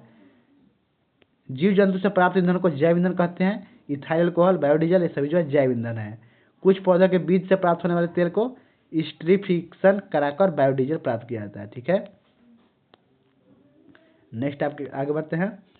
नेक्स्ट पॉइंट है जीव जंतुओं के अवशेष मिट्टी में दब जाने से उनका अपघटन होने लगता है। इसके पश्चात CH4, SO2, CO2, NO2, H2S, NH3 आदि गैसें निकलते हैं, जिसे बायोगैस कहते हैं। बायोगैस में मीथेन 70% पाया जाता है। यह एक ज्वलनशील गैस है जिसका प्रयोग ईंधन के रूप में किया जाता है। जिसके स्रोत सीमित हो, उसका नवीकरणीय नहीं किया जा सके, उसे परंपरागत ऊर्जा कहलाता है। ठीक है। और जिसका स्रोत असीमित होता था, जिसका नवीकरण किया जा सके, उसे क्या कहते हैं? गैर परंपरागत ऊर्जा कहते हैं। ठीक है। सौर ऊर्जा, पवन ऊर्जा, समुद्री ऊर्जा आदि जो है गैर परंपरागत ऊर्जा के उदाहरण है। लोहे की कमी से उत्पन्न रोग एनीमिया है। प्रोटीन की कमी से उत्पन्न रोग क्वाशियोरकर तथा मरासमस है। और तथा असंतुलित भोजन से उत्पन्न रोग कुपोषण है। ऑक्सीजन की कमी से उत्पन्न रोग हाइपोक्सीजमा है। ठीक है। मलेरिया रोग का कारक प्लाज्मोडियम है। मलेरिया रोग का संक्रामक मादा एनोफ्लीज मच्छर के काटने से होता है। आयोडीन की कमी से उत्पन्न रोग ग्वाटर या घेंगा रोग है। इंसुलिन की कमी से उत्पन्न रोग मधुमेह या डायबिटीज है। हीमोफीलिया एवं वर्णांता आनुवंशिक रोग है। वसा की कमी से शरीर का विकास रुक जाता है। सार्स एवं बार्डपल के लिए उत्तरदायी सूक्ष्मजीव वायरस है। ठीक है। सार्स का पूर्ण पता है सेवियर एक्यूट रेस्पिरेटरी सिंड्रोम। हमारे शरीर में कोलेस्ट्रॉल की अधिकता के कारण दिल का दौरा पड़ता है। टीबी रोग के रोकथाम के लिए बीसीजी का टीका दिया जाता है। बीसीजी का टीका नवजात शिशुओं को 7 दिन के अंदर लगाना चाहिए। एड्स रोग की जांच के लिए एलिसा परीक्षण किया जाता है। एल्कोहल का अधिक मात्रा में सेवन करने वाले सामान्यतः सिरोसिस रोग के कारण मौत के शिकार हो जाते हैं। हैजा, टाइफाइड तथा जॉन्डिस ये सभी बीमारियां प्रदूषित जल के पीने से होता है। नेक्स्ट बढ़ते हैं। थैलेसीमिया नामक आनुवंशिक रोग के कारण पीड़िता शिशुओं में जन्म के समय अर्हता यानी खून की कमी हो जाती है। ठीक। नेक्स्ट क्वेश्चन आगे बढ़ते हैं। मस्तिष्क कोशिका का अपघटन मानव शरीर में अल्जाइमर का रोग का विलक्षण है। ठीक है। ट्रिपल एंटीजन डीपीटी का टीका डिप्थीरिया, काली खांसी एवं टिटनस रोग की रोकथाम के लिए दिया जाता है। ठीक है। वायु में नाइट्रेट की अधिकता के कारण मनुष्य को ब्लू बेबी सिंड्रोम रोग हो जाता है। नेक्स्ट है जल में मरकरी के प्रदूषण से मिनीमाता रोग होता है। मरकरी यानी पारा। ठीक है। अगला है मानव को ल्यूकेमिया विषाणु के कारण ब्लड कैंसर हो जाता है। मस्तिष्क की बीमारी को EEG द्वारा पहचानते हैं और हृदय की बीमारी को ECG के द्वारा पहचाना जाता है। ट्रिपनोसोम नामक एक कोशिकीय जीव से निद्रा रोग उत्पन्न होता है। ठीक है। हैजे के रोगाणुओं को घरेलू मक्खी फैलाते हैं। यदि कोई व्यक्ति केवल दूध, अंडा और रोटी का आहार करता है तो उसे स्कर्वी रोग हो सकता है। निकोटीनिक अम्ल की कमी के कारण अतिसार के साथ त्वचा में सूजन तथा छानन हो जाती है। ठीक है। पानी में फ्लोराइड की अधिकता से फ्लोरोसिस रोग होता है। अत्यधिक मात्रा में खेसारी दाल खाने से कलाईखंज या लेथीरिज्म रोग हो जाता है। ठीक है। ORT ओरल रिहाइड्रेशन थेरेपी का संबंध डायरिया इलाज से है। रेडिएशन प्रदूषण से त्वचा कैंसर होता है। नेत्र रोग का चिकित्सक ओकुलिस्ट कहलाता है। ठीक है। नेत्र रोग का चिकित्सक ओकुलिस्ट कहलाता है। वृक्क में बनने वाली पथरी रासायनिक दृष्टि से कैल्शियम ऑक्सलेट होता है। कुपोषण रोग में सबसे अधिक प्रोटीन की कमी होती है। थायरोक्सिन हार्मोन की कमी से बच्चों का मानसिक एवं शारीरिक विकास जो है अवरुद्ध हो जाता है।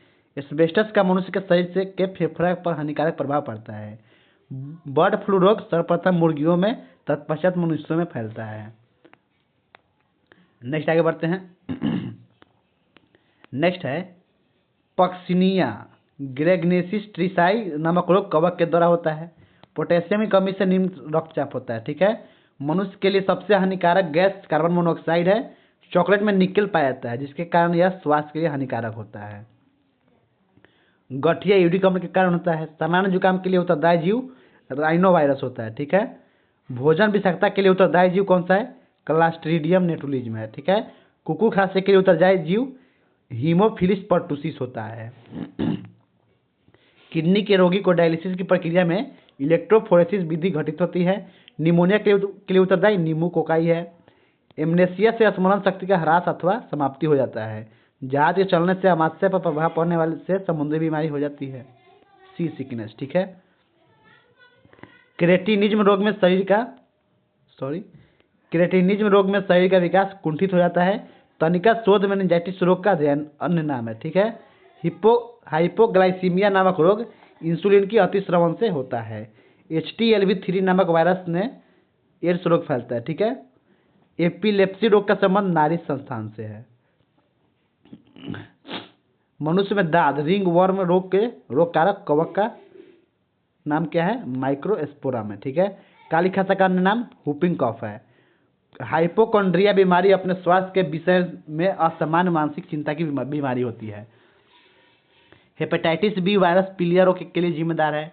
मूत्र में एल्बुमिन आने से वृक्क के गड़बड़ी होने की संभावना होता है। ठीक है। अगला कुष्ठ रोग के जीवाणु की खोज कौन किया था? हैंसन ने किया है। बढ़ते हैं आगे।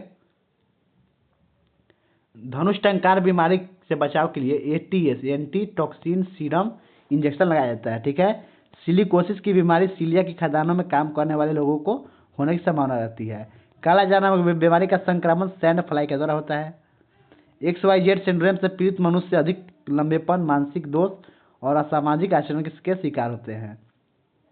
आर्टीरियोस्क्लेरोसिस रोग धमनीकांठित धमनियों का कठोर हो जाना होता है। ठीक है। पीलिया रोग के लिए उत्तरदायी जीवाणु लेप्टोस्पाइरला इलेक्ट्रोहमरेंजी है। ट्रिप्नोसोम नामक प्रोटोजोआ TSE यानी कि सीसी मक्खर से फैलता है। टाइफाइड नामक रोग साल्मोनेला टाइफी नामक जीवाणु से होता है। सुअर के कच्चे मांस द्वारा मानव में फैलने वाली एक बीमारी है ट्राइकिनोसिस। ठीक है। माइक्रोकोकस पायोनिजिन्स नामक जीवाणु से फोड़ा फुंसी रोग होता है। रंग वर्णांतर रोग को डाल्टोनिज्म भी कहा जाता है। क्लोरोमाइसिटिन एंटीबैक्टीरियल है। एर्सिनिया पेस्टिसा प्लेग रोग को फैलने वाले विषाणु है। एवियन इन्फ्लुएंजा वायरस का संबंध बर्ड फ्लू से है। ठीक है। जो लोग मक्का को मुख्य आहार के तौर पर लेते हैं उन्हें बेरी रोग होने की संभावना रहती है। कॉटन मिलों में काम करने वाले को अक्सर बाइसिनियोसिस नामक भयावह बीमारी हो जाती है कि संक्रमित गाय के दूध से TB बीमारी होता है। ठीक है। हे फीवर पराग की एलर्जी से पैदा होता है। पैरासीटामोल का उपयोग शरीर के दर्द निवारण में होता है।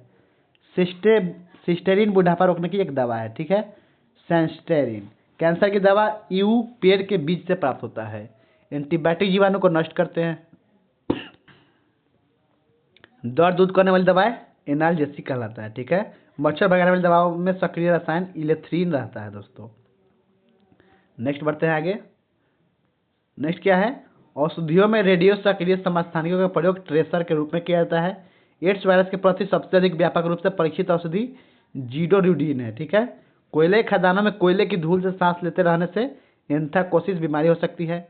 आर्टिंथर नामक एक नई दवा CDRI द्वारा विकसित की गई मलेरिया की दवा है। ठीक है। डेफ्रीप्रोन थैलेसीमिया रोग की वैकल्पिक ओरल दवा के रूप में प्रयोग किया जाता है। हृदय रोग की दवा डिजिटॉक्सिन डिजिटेरस परप्यूरिया पौधे से तैयार की जाती है। मादा एनोफ्लिज मच्छर में के मुखांग में चुभने वाले अंग मैक्सिला और मैंडिबल होते हैं। ठीक है।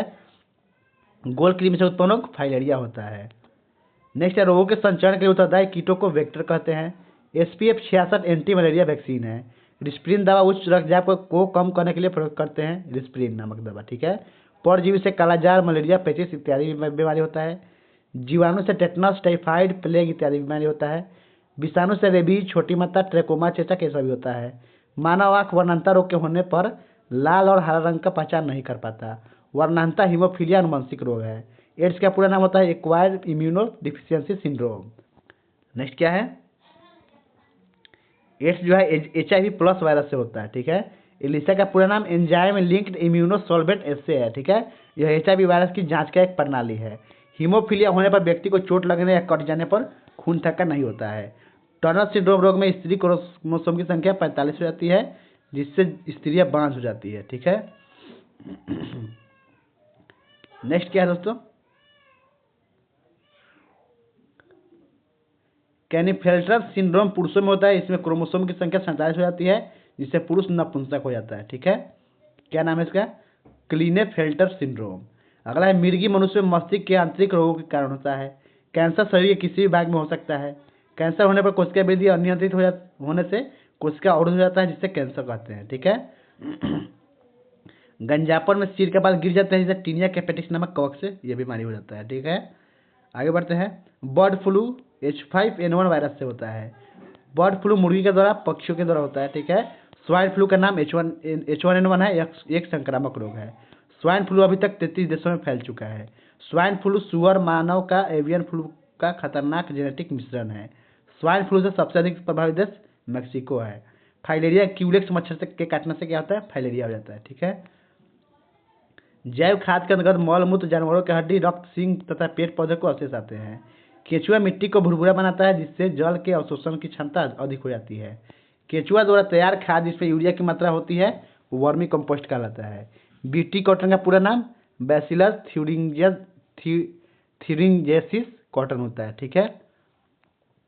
बीटी कॉटन और बीटी बैगन में कीटनाशक गुण विकसित किए गए हैं। गोल्डन राइस विटामिन ए से भरपूर है।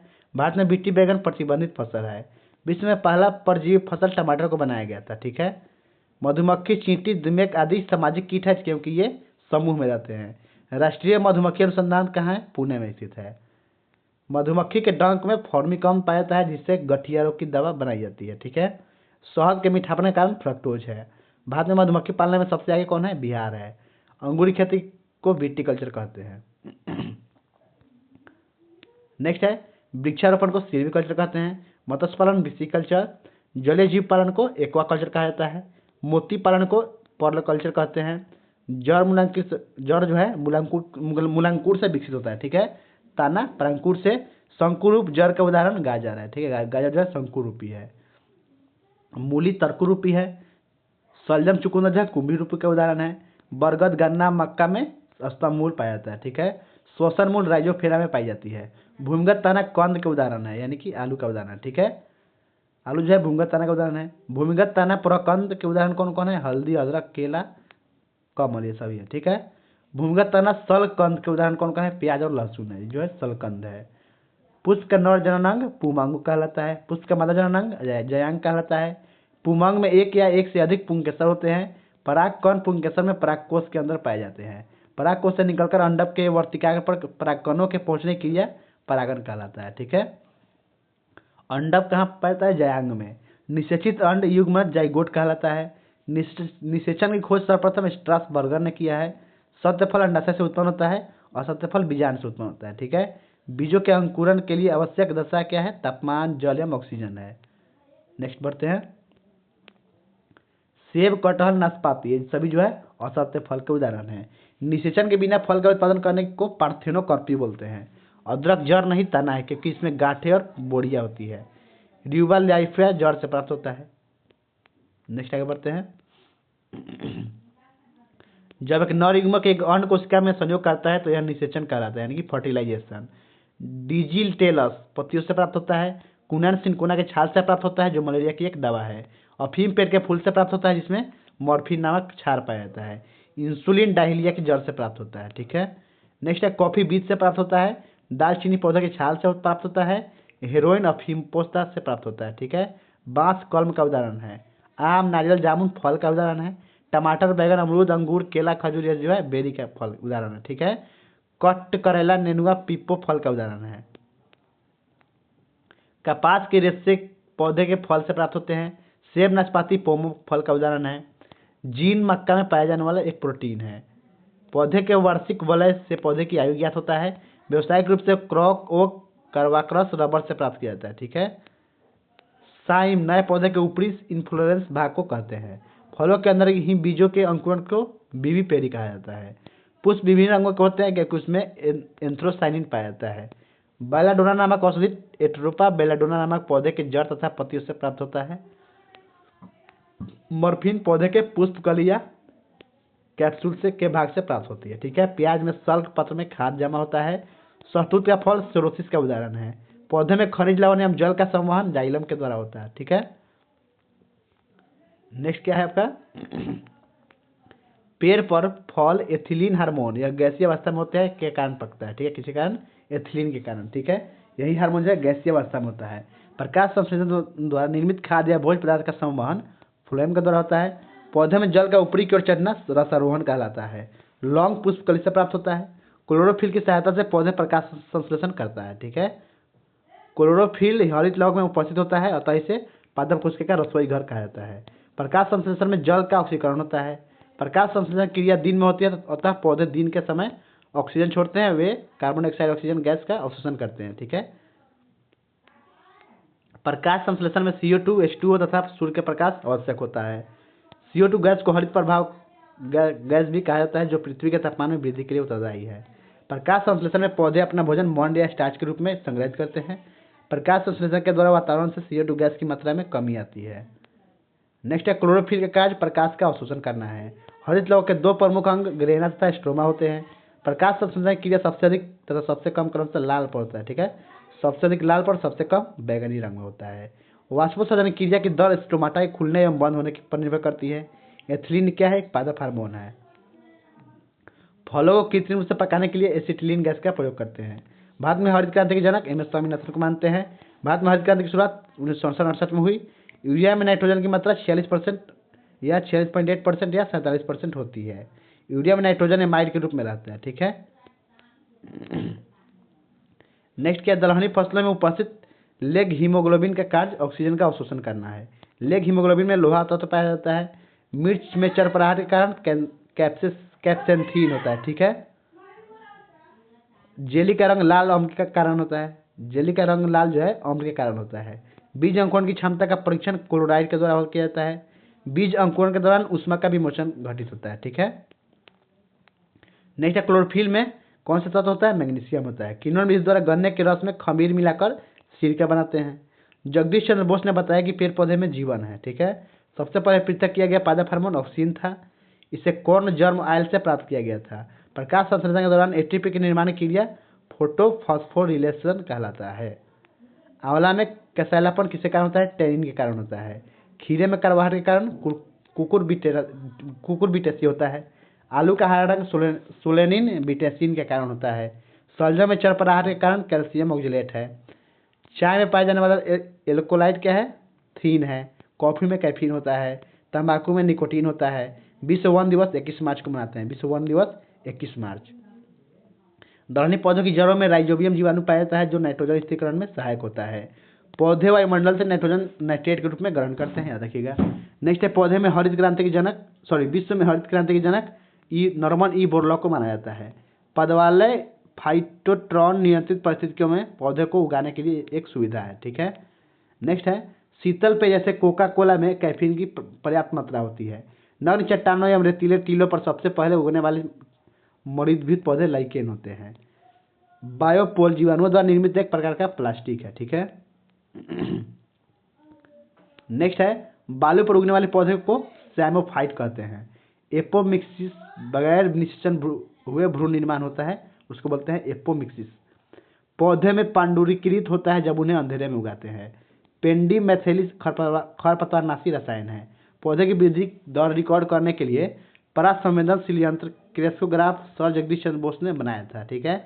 बेबी फोलिया नामक वृक्ष की छाल से कैंसर की टक्सोल दवा बनाई गई है। ऑक्जेनोमीटर से पौधे की रेखीय वृद्धि मापा जाता है। लौंग के तेल का प्रमुख घटक जो दांत का दर्द दूर करने में प्रयुक्त होता है वह है यूरेनॉल। लोहा पौधे में ऑक्सीजन तथा स्थानांतरण एवं क्लोरोफिल तथा प्रोटीन के निर्माण में सहायक भूमिका निभाता है। पौधे में प्रोटीन निर्माण के लिए आवश्यक तत्व नाइट्रोजन है। ओर्नोन के अनुसार पौधे की कुल आवश्यक तत्व 16 है। सूची में 17वां तत्व सोडियम को पीपी ब्रोनवेल ने एवं जेजी वुड ने तथा सूची में 18वां तत्व कोबाल्ट को एस अहमद ने और एच जी इवान ने जोड़ा, ठीक है। विषाणु को जीवित तरल संक्रामक नामक लुई पास्चर और बिजरेक ने दिया है, ठीक है। पौधे में शर्करा एवं पोषक तत्वों के स्थानांतरण के लिए पोटास की उपस्थिति अनिवार्य है। पौधे में प्रमुख पोषक तत्व नाइट्रोजन, फास्फोरस, पोटेशियम जो प्रमुख है, ठीक है। पौधे में गौण पोषक तत्व सल्फर, कैल्शियम, मैग्नीशियम है। पौधे में सूक्ष्म पोषक तत्व लोहा, जस्ता, तांबा, क्लोरीन और बोरॉन, मैग्नीज, कोबाल्ट, ये सभी, मोलिब्डेनम, ये सभी है, ठीक है। सरसों के तेल में कार्बाहट ग्लूकोसाइलेट्स या ग्लूकोसाइड सिनग्रीन रसायन के कारण होता है। नीम बीज में तेल का प्रतिशत 45 से 50% होता है।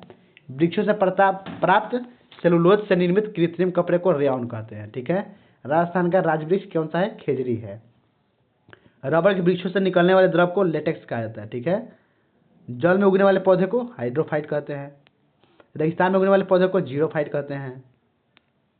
अगला है स्टेपी में उगने वाले पौधे इरेमोफाइट कहलाता है। चट्टानों में उगने वाले पौधे को लिथोफाइट कहते हैं।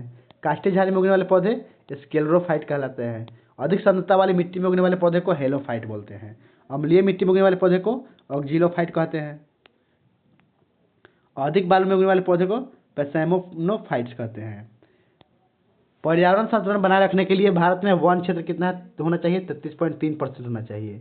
स्पंज पोरीफेरा संघ का जंतु है, ये बहुत इंपॉर्टेंट है। स्पंज जो है पोरीफेरा संघ में आता है। हाइड्रा जेलीफिश मूंगा सिलेंट्रेटा इस संघ के जंतु है, ठीक है। हाइड्रा जेलीफिश मूंगा जो है सिलेंट्रेटा में आता है। गोलकृमि प्लेटी हेलमिंथीज में आता है। गोलकृमि स्केरिस पिनवर्म या थ्रेडवर्म एल्के हेलमिंथीज संघ की जंतु है, ठीक है। केचुआ जोंक जो है एनलिडा में आता है। तिलचट्टा, झींगा मछली, केकड़ा, खटमल, मक्खी, मच्छर, मधुमक्खी सभी जो है ऑर्थोपोडा संघ में आता है। घेंगा, ऑक्टोपस, समुद्री खरगोश मोलास्का संघ के अंतर्गत आते हैं। सितारा मछली कैरोड्रोमेटा के अंतर्गत है। शंख और रीटा के प्रमुख वर्ग मत्स्य, एम्फीबिया, सरीसृप, पक्षी, स्तनी है, ठीक है। दरियाई घोड़ा, टर्पीडो मत्स्य वर्ग के अंतर्गत आते हैं। मेढक एम्फीबिया वर्ग के अंतर्गत आते हैं। छिपकली, सांप, घड़ियाल, कछुआ सभी जो है सरीसृप में आते हैं। केचुए में 4 जोड़ी हृदय होती है, यानी कि 8 हृदय होता है टोटल। ऑर्थोपोडा संघ के जंतु में क्रमशः 6 और 4 पाद एवं पंख होते हैं, ठीक है। मीसोजोइक युग को सरीसृप का युग कहा जाता है, ठीक है। स्तनधारी वर्ग में रक्त का सबसे अधिक तापमान बकरी, औसत तापमान 39 डिग्री सेल्सियस का होता है। टीनिया सोलियम फीता कृमि परजीवी के रूप में मनुष्य की आंत में रहता है, ठीक है। एपिस अपने चारों ओर की वस्तुओं को देख सकती है क्योंकि उसकी संयुक्त कंपाउंड आंखें होती है। नेक्स्ट बढ़ते हैं। नेक्स्ट क्या है कि रेशम का कीड़ा अपने जीवन चक्र के डिंबन चक्र में वाणिज्यिक तंतु पैदा करता है। जूफाइट वे जंतु जो पौधे के सदृश दिखते हैं उसे जूफाइट बोलते हैं। जिन जीवों के शरीर का ताप वातावरण के अनुसार बदलता है उन्हें शीतरुद्र कहते हैं। डायनासोर सरीसृप वर्ग का जंतु है। मछली के हृदय में 2 प्रकोष्ठ होता है। गिरगिट की त्वचा में रंग बदलने के कारण उनकी त्वचा में मेलेनफोर नामक असंख्य रंग द्रव्य कोशिकाओं की उपस्थिति है। मक्खी की लार्वा मैगोट कहलाता है। मधुमक्खियों को सफेद रंग दिखाई नहीं पड़ता है, ठीक है। रेशमी वस्त्र उद्योग के लिए रेशम कोकून जीव से प्राप्त होता है। भूमि, जल, वायु के भौतिक, रासायनिक एवं जैविक लक्षणों में होने वाले अनावश्यक या अवर्धनीय परिवर्तन प्रदूषण कहलाता है। प्रदूषण प्राकृतिक और कृत्रिम दोनों से प्रभावित होता है। वायु विभिन्न गैसों का मिश्रण है। वायु प्रदूषण के 2 स्रोत है, प्राकृतिक और कृत्रिम दोनों, ठीक है। वायु प्रदूषण में oxygen, nitrogen, carbon dioxide, argon, अन्य गैसों के अनुपात में परिवर्तन होता है, ठीक है। वायु प्रदूषण के कारण ही अम्लीय वर्षा होती है। मोटर गाड़ी के निकास नली से निकलने वाली सीसा से फेफड़ा कैंसर या वह एक्जिमा रोग हो जाता है, ठीक है। ग्रीन हाउस इफेक्ट वायुमंडल में बढ़ती हुई हानिकारक गैस जैसे CFC, CO2, CH4 ये सभी है, ठीक है। हमारे आसपास फैले अवांछनीय ध्वनि प्रदूषण, ध्वनि जो है ध्वनि प्रदूषण कहलाता है। ध्वनि प्रदूषण से मनुष्य का ब्लड प्रेशर उच्च हो जाता है और तंत्रिका तंत्र कमजोर हो जाती है। नाभिकीय प्रदूषण मुख्य रूप से रेडियो सक्रिय किरणों से उत्पन्न होता है। भोपाल गैस दुर्घटना में मिथाइल आइसोसाइनाइड गैस का रिसाव हुआ था। राष्ट्रीय पर्यावरण अभियांत्रिकी संस्थान नागपुर में है। शरीर के ताप का नियंत्रण हाइपोथैलेमस करता है। त्वचा के रंग का कारक मेलानिन है, ठीक है। नेक्स्ट है एल्फा कैरोटीन, एक प्रकार का प्रोटीन है जो त्वचा में पाई जाती है, ठीक है दोस्तों। अगला है शरीर का सबसे बाहरी परत को स्ट्रेटम कॉर्नियम कहा जाता है। मनुष्य के शरीर से त्वचा का अत्यंत सूक्ष्म रूप से झरना कैरिटनाइजेशन कहलाता है, ठीक है। शरीर के त्वचा के द्वारा ताप का नियंत्रण होता है। प्यास का केंद्र हाइपोथैलेमस में होता है। त्वचा का मुख्य संगठक कोलेजन है। प्रतिवर्ती क्रिया यानी कि रिफ्लेक्स एक्शन का नियंत्रण केंद्र स्पाइनल कॉर्ड में स्थित होता है। हमारे शरीर को संतुलन बनाए रखने में सहायक अंग कान में स्थित रहता है, ठीक है। मानव शरीर में औसतन ऑक्सीजन का तत्व 65% होता है। शरीर के कॉर्निया को दूसरे शरीर के बिना किसी त्याग अथवा प्रतिक्रिया की संभावना के प्रत्यारोपित किया जा सकता है। शरीर में सीसा तत्व प्राकृतिक रूप से नहीं पाया जाता है। पीयूष या पिट्यूटरी ग्रंथि को मास्टर ग्रंथि भी कहते हैं। प्रत्येक नेफ्रॉन में एक छोटी प्लीनुमा रचना होती है, उसे बोमन संपुट कहते हैं, ठीक है। दोस्तों हम लोग यहीं पे वीडियो समाप्त करते हैं। अगर आपको वीडियो अच्छा लगा है तो लाइक कर दीजिए और अपने दोस्तों में शेयर कर दीजिए, ठीक है। और दोस्तों अगर आप हमारे चैनल पर नए हैं तो चैनल को सब्सक्राइब जरूर कर दीजिएगा और पिछला वाला वीडियो भी देख लीजिएगा जो आपके फिजिक्स पर बना हुआ है और केमिस्ट्री पर बना हुआ है, उसका हम डिस्क्रिप्शन में लिंक डाल दिए हैं, ठीक है। मिलता है नेक्स्ट वीडियो में, तब तक के लिए टाटा बाय बाय।